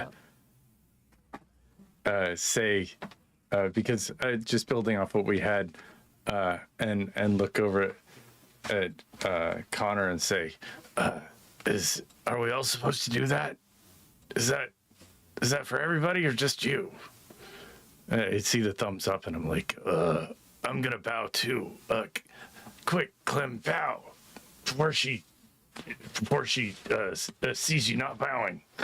And then I'm going to resolve that she heard me say all of this stuff.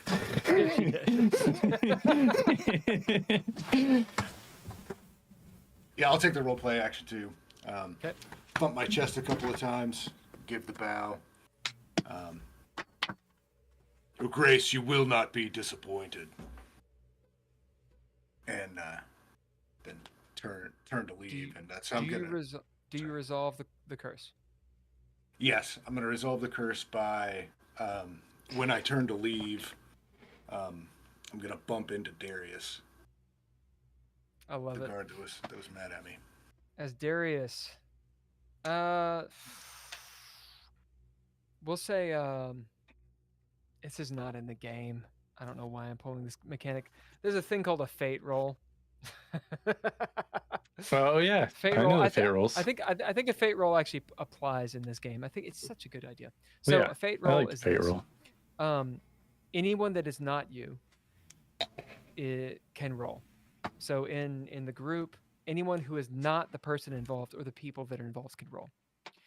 There is one person that says they are fortune. There's one person that says they are false fortune. Okay? You both roll a d100.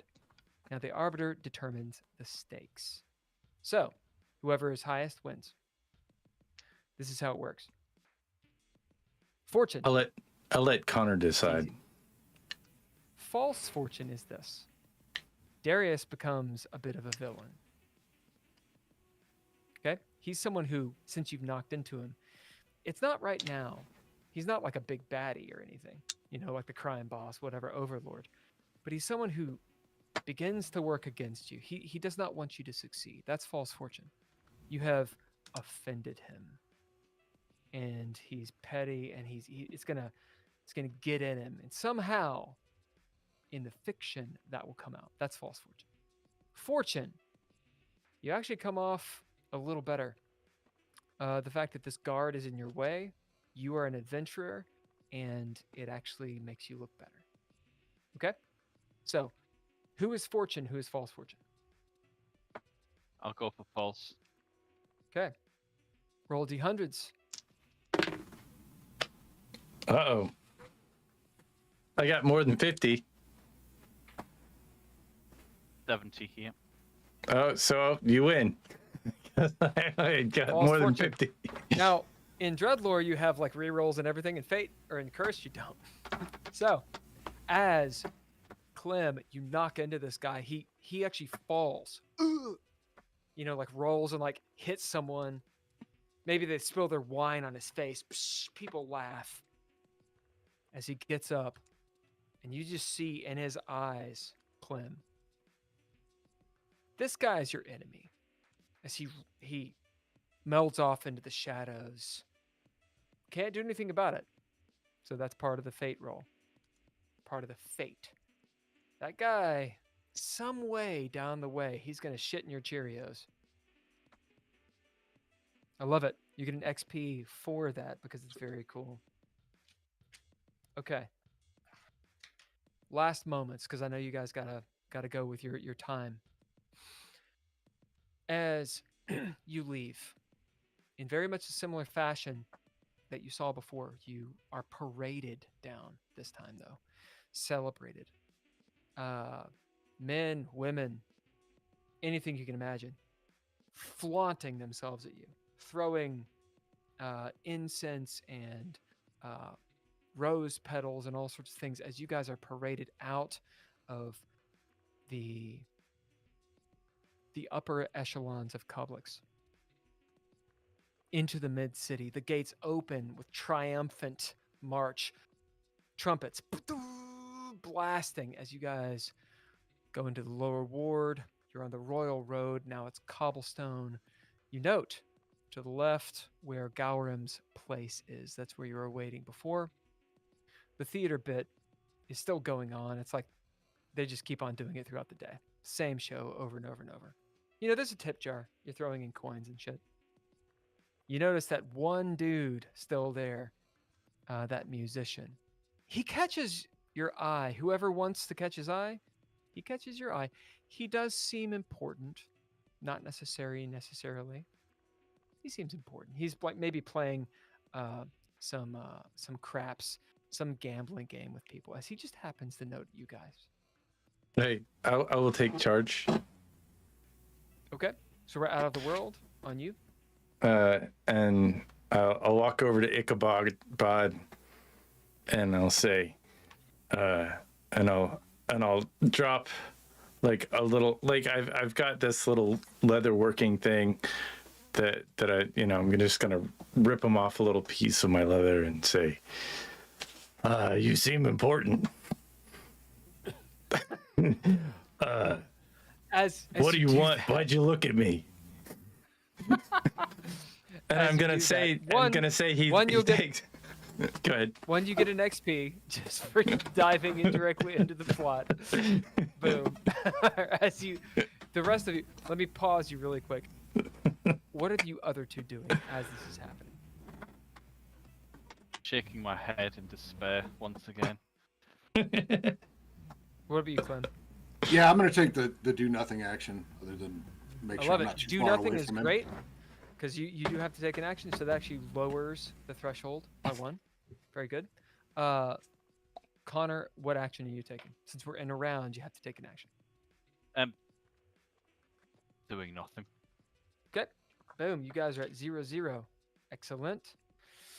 As you two are kind of just chilling out in the back, or I should say in the back, on the main road, waiting for your dragon friend to get done with his nuptials. Probably the wrong word. Bob, what are you doing? I'm like, you know, you've just been unhappy all day. I thought I'd give you a little piece of leather. I got some leather right here. I've been working on it. It's all stretchy and a little bit different, but if you look at it a certain light, it's got. As he grabs the leather. Yeah. He grabs the leather and looks at it. You see him smell it. You see him like pull out a little vial, put it on the leather, and I should say this purplish liquid. As he puts it on the leather, the purplish liquid sort of like smokes as he smells it again. It smells like cotton candy to you. Mm. As he kind of tastes the air. Good fortune, sir. Good fortune. The name's Ichabod. I see you two. You three. I see adventure in your eyes. Do you need someone that knows things? Perhaps a little of the lore, a little of the alchemy. Although I ain't got much other than that. And a guitar. Yeah, well, if you want to bring that along with us, I would sure like to have some entertainment at the very least. You just don't seem like you're supposed to be here. Like, I know, you I'm need to supposed be. to be here. He kind of looks over as you've taken charge. So you have control of the scene. You can kind of bend it how you want. But he looks longingly, you can tell. What was the bit you had? What was the trait? Take charge, and I That didn't. was the action. What was the trait? I didn't have a trait. I'm gonna do glimmers. Eyes with glimmering eyes. You know, I got that little sparkle in my eye because I'm not a pretty. I'm not a pretty man. How about stars in the eyes? Yeah, stars Or- in the eyes. Yeah. Starry-eyed. As he's being starry-eyed, you naive reptile person. But you sense, with stars in the eyes, a romanticism within Ichabod. Ichabod is a romantic, a hopeless romantic, as he looks longingly towards the mid-city, where there's no doubt, you can tell, you being a reptile person, he is in love with someone above his station. You just know it. Let's just make a roll. You're the only one that rolls. You know what? We're not going to give you a roll. You two, I'm going to make you roll since you're new to the system. So, it's up to you. Corpus, Animus' spirit, or mental. What do you want to get out of this? As you've taken the do not a scene, so it's my agency. What do you guys get? We'll say it's a threshold 2 to understand something about Ichabod. Is it possible to change action? Because No. it's been a right. Okay. Same round. All right. Action cannot be changed. How long does a round go on for then? Until everyone has gone. So that includes antagonists and NPCs. So the idea is, if you declare an action, you're like, oh, wait, hold on. So long as that action isn't resolved, you can change it, right? Yeah. But once it's a part of the fiction, it's done. You gotta go to the next round, and that is on the arbiter to decide. So in the system, I wouldn't be able to just say, "Oh, I've just remembered. I want to ask someone." So it's not even related to what's going on with Bob. Simply say, "I want to speak to someone," and find out Next what round. the hell's going with the tremor. That'd be next round. Yeah. Oh, okay. And that'd be great for the next round. Yeah. Okay. So, what are you guys going to roll to glean something about the situation or about what's going on with Ichabod? Men's, I think. Okay. Threshold is 2. Now, Men's. to give a little fluidity in the system. And I've got Hawkshaw, which is to do with spotting stuff. Does that give me anything? Connor, with that ability, we'll say it's a threshold 1 for you. Clem, what are you doing? What is it? What are you rolling? Purpose. Do it. 7. So how many successes is that?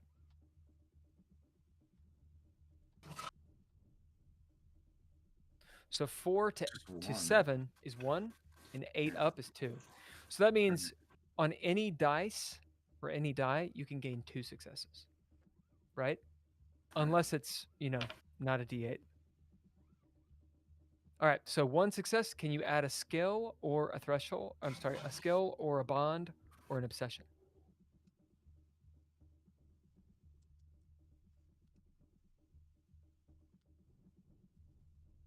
No, I don't think so. Okay, so 1, you get 1 success. With Corpus, degrees of success style, and this is completely on the arbiter, okay? Clem, you look over, and by and large, Ichabod looks like he's not a fighter. He's a musician. Doesn't look particularly hardy or worthwhile in a fight. I mean, obviously you'd want more people, right? But he's not a fighter. That's what you're going to get from him. Connor, what about you? 1 success. With 1 success, also failing the threshold. No, the threshold is 1. Oh, threshold 1, right? Sure. Indeed. You get an XP because I was wrong. Well done. As you'd use your ability to reduce it, you can see Ichabod is extremely intelligent and has a lot of knowledge. Maybe not about useful stuff, but about esoteric things. perhaps things like Theurgic. Who knows? Some of it may be true, some of it may be not.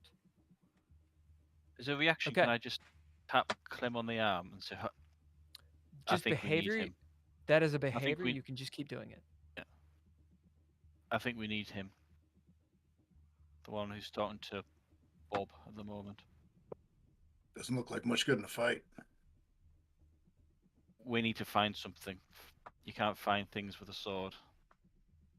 He might know what we need to look for. Good point. Okay. At least he can entertain us, if nothing else. Last Indeed. round of the game. Okay. To kind of finish it up. So this is going to be a round. As the gates close, you guys are adventurers. You have been sanctioned by the royals, by the Queen Regent Helena. Depending on what you bring back, you could get stately lands, you could get titles, you could get money, whatever you want. You're in this scene. So take actions as you please. You are at 0 right now. As in 0 cursed. I'll act and head over towards. By act, what action are you taking? Oh, sorry. Roleplay. Is it take charge? Roleplay. That one. So take charge is more for forcefully changing the fiction. Roleplay is subtly changing the fiction. So anything social is generally roleplay. If you want to be like, drop your Okay. arms, that's more of a take charge. And does take charge affect increase curse? Yes. But roleplay doesn't. Right. Roleplay Okay. does not. It's only one. Right. Head over towards Bob. So, who's your friend? He looks like someone who might be very useful for what we have in mind. This I is am sorry. I am sorry. Ichabod. Oh, I think he wants something, but I don't know.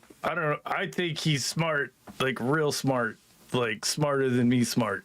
That's Well, that's like listen. But if you would, sirs, if you would, if I could come with you, I could prove myself. I could prove myself because I'm Irish, right? And I eat Lucky Charms. I could prove myself. And he kind of looks off, holding his heart. And if I could just prove myself.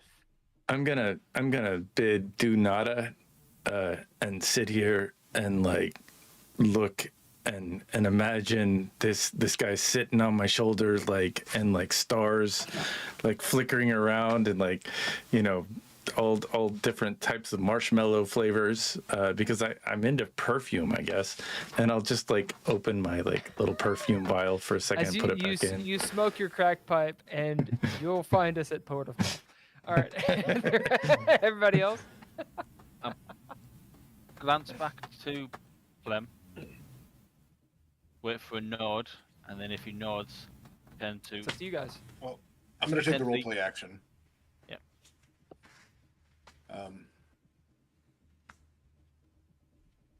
Look down at Ichabod. Oh, and who is it you're proving yourself to? You get an XP. Very good. Let me find it in my notes.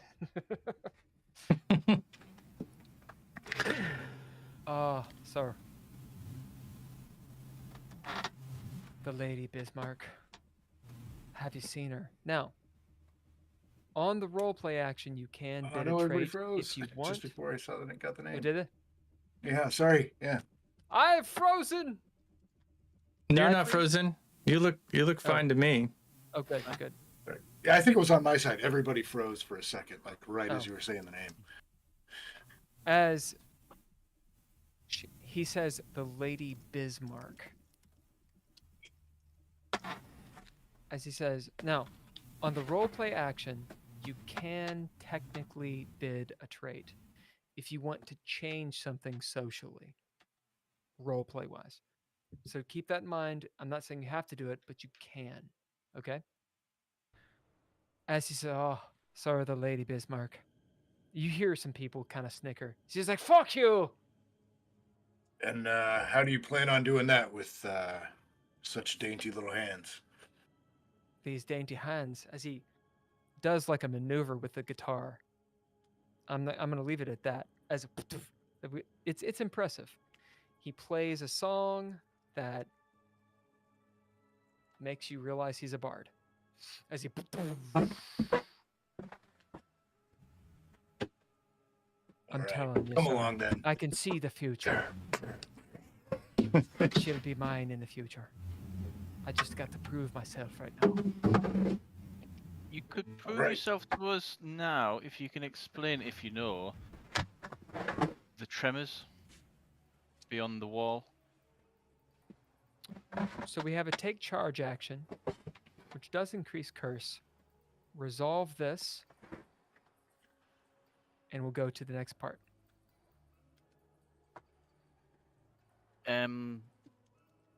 I've mentioned in public a possible weakness in the stability of this city.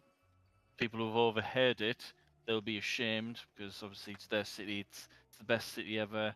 But I've just highlighted the fact that there seems to be mild earthquakes going on, and there's obviously a reason for the region to be sending out people to find Theurgic.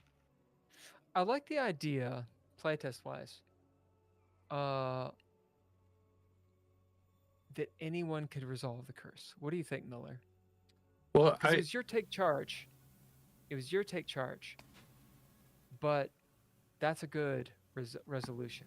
So what do you all think? did I resolve my action? You did. You did. Okay. Well, I think it That's kind a of comes charge as down. well. So, sorry. Because Ken, you did do nada, so you didn't Yeah, I have did. to resolve. Oh well, I am picking my nose, so everybody's kind of looking at me like I'm gross. Right. So the idea is it on the player to resolve, or is it more chaotic to say, hey, anyone can resolve, or is it on the player to resolve? My idea was whoever takes the action that increases curse has to resolve. 'Cause Okay, it's that makes their sense. Yeah. turn.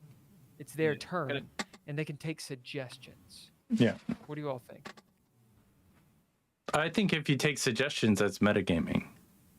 Is that unless somebody role played and then the suggestions can go through role playing. Yeah, but can I just point out that before Klim had took charge at his action, I took charge on my action because I kind of started that. So I was Ah. resolving that because I wanted to speak to him. I think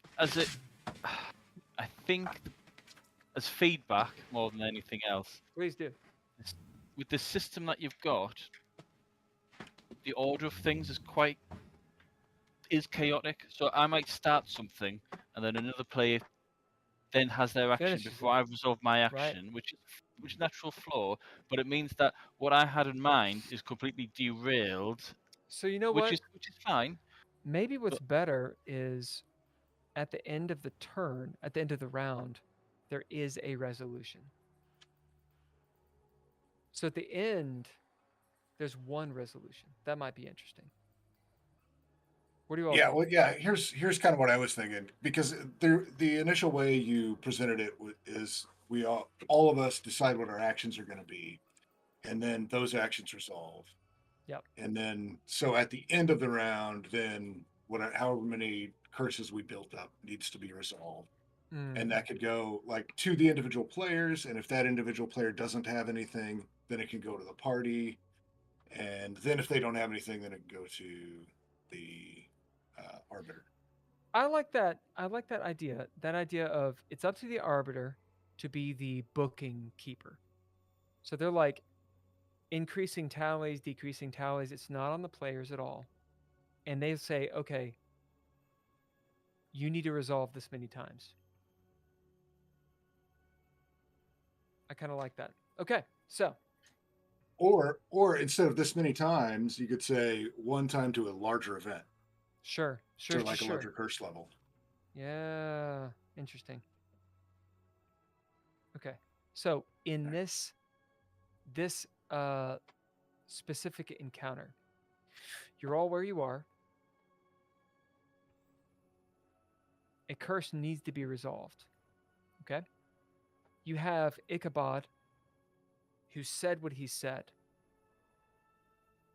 I want, if I can just prove myself. Right? There's the fanfare. You guys are ushered out of the city. You're being ushered out of the city to go do the adventure, which is to find technology and understanding and such. Everyone is taken in action. You have the opportunity to gain Ichabod as an NPC if you wish. So, what is the curse level here? Right now, we're at 0. How do we resolve? But does he not need to answer the question first before we can resolve? Because he's your character, the NPC, is resolving the round because we've all had a conversation with him.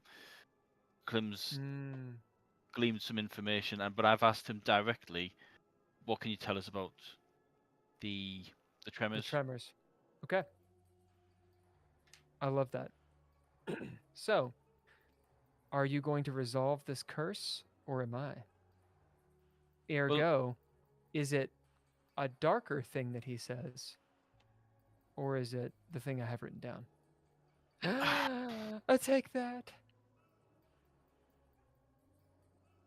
I'm more than happy for a narrator or a storyteller to screw over the players as often as possible. It is an 18% chance. Is the resolution? Can anyone resolve, or does it need to be from? I think it has to be on the player. I think that makes more sense. All right, so we're gonna roll randomly. Miller, will you roll me a d6, please? Tell me if it's a 1. There's a 6. All right, it is not. So there's no curse, as Ichabod says of the tremors. You might want to get a beer for this one. Or a drink of some sort. Bartender! As you all sit down for a moment, and there's some time that passes as Ichabod tells you a little bit about the lore. And this is what he says. So from the ages of old, the great alchemist, the great alchemist has told us that, Castor will end. Slowly but surely, and these tremors are just the beginning of it. If you believe the cant, though, or the chant, if you will, some say there's these things called world machines, right? And these world machines are malfunctioning. These world machines, they're Theurgic, okay? They're Theurgic. If only they had someone that could fix them. Perhaps something from beyond as he looks up into the sky, exacting its vengeance on us. Who knows? There's a story of the brilliant octet, Lumina and Avakeen and the Kal and all the rest of them. And they're not so happy that we've been ignoring their prayers. Some people say that. But as for me, myself, I think it's the world machines. That's what he says. Is it okay if we wrap it up there? Because it's 1:45. That is where we're going to end. Guys. Okay, how many XP did you all get? I got 7. I didn't write it down. I got 7. 7? I think I got them all. Did you get 12? No. I mean, I think I got all of them. How many did you get? Playing, if I remember to write them down, I am on 5. Okay. And what about you,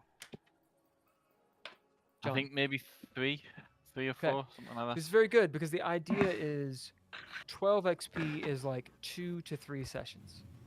So very good. Okay, so all of you get to advance because the Arbiter says so. Oh, wow. That's huge.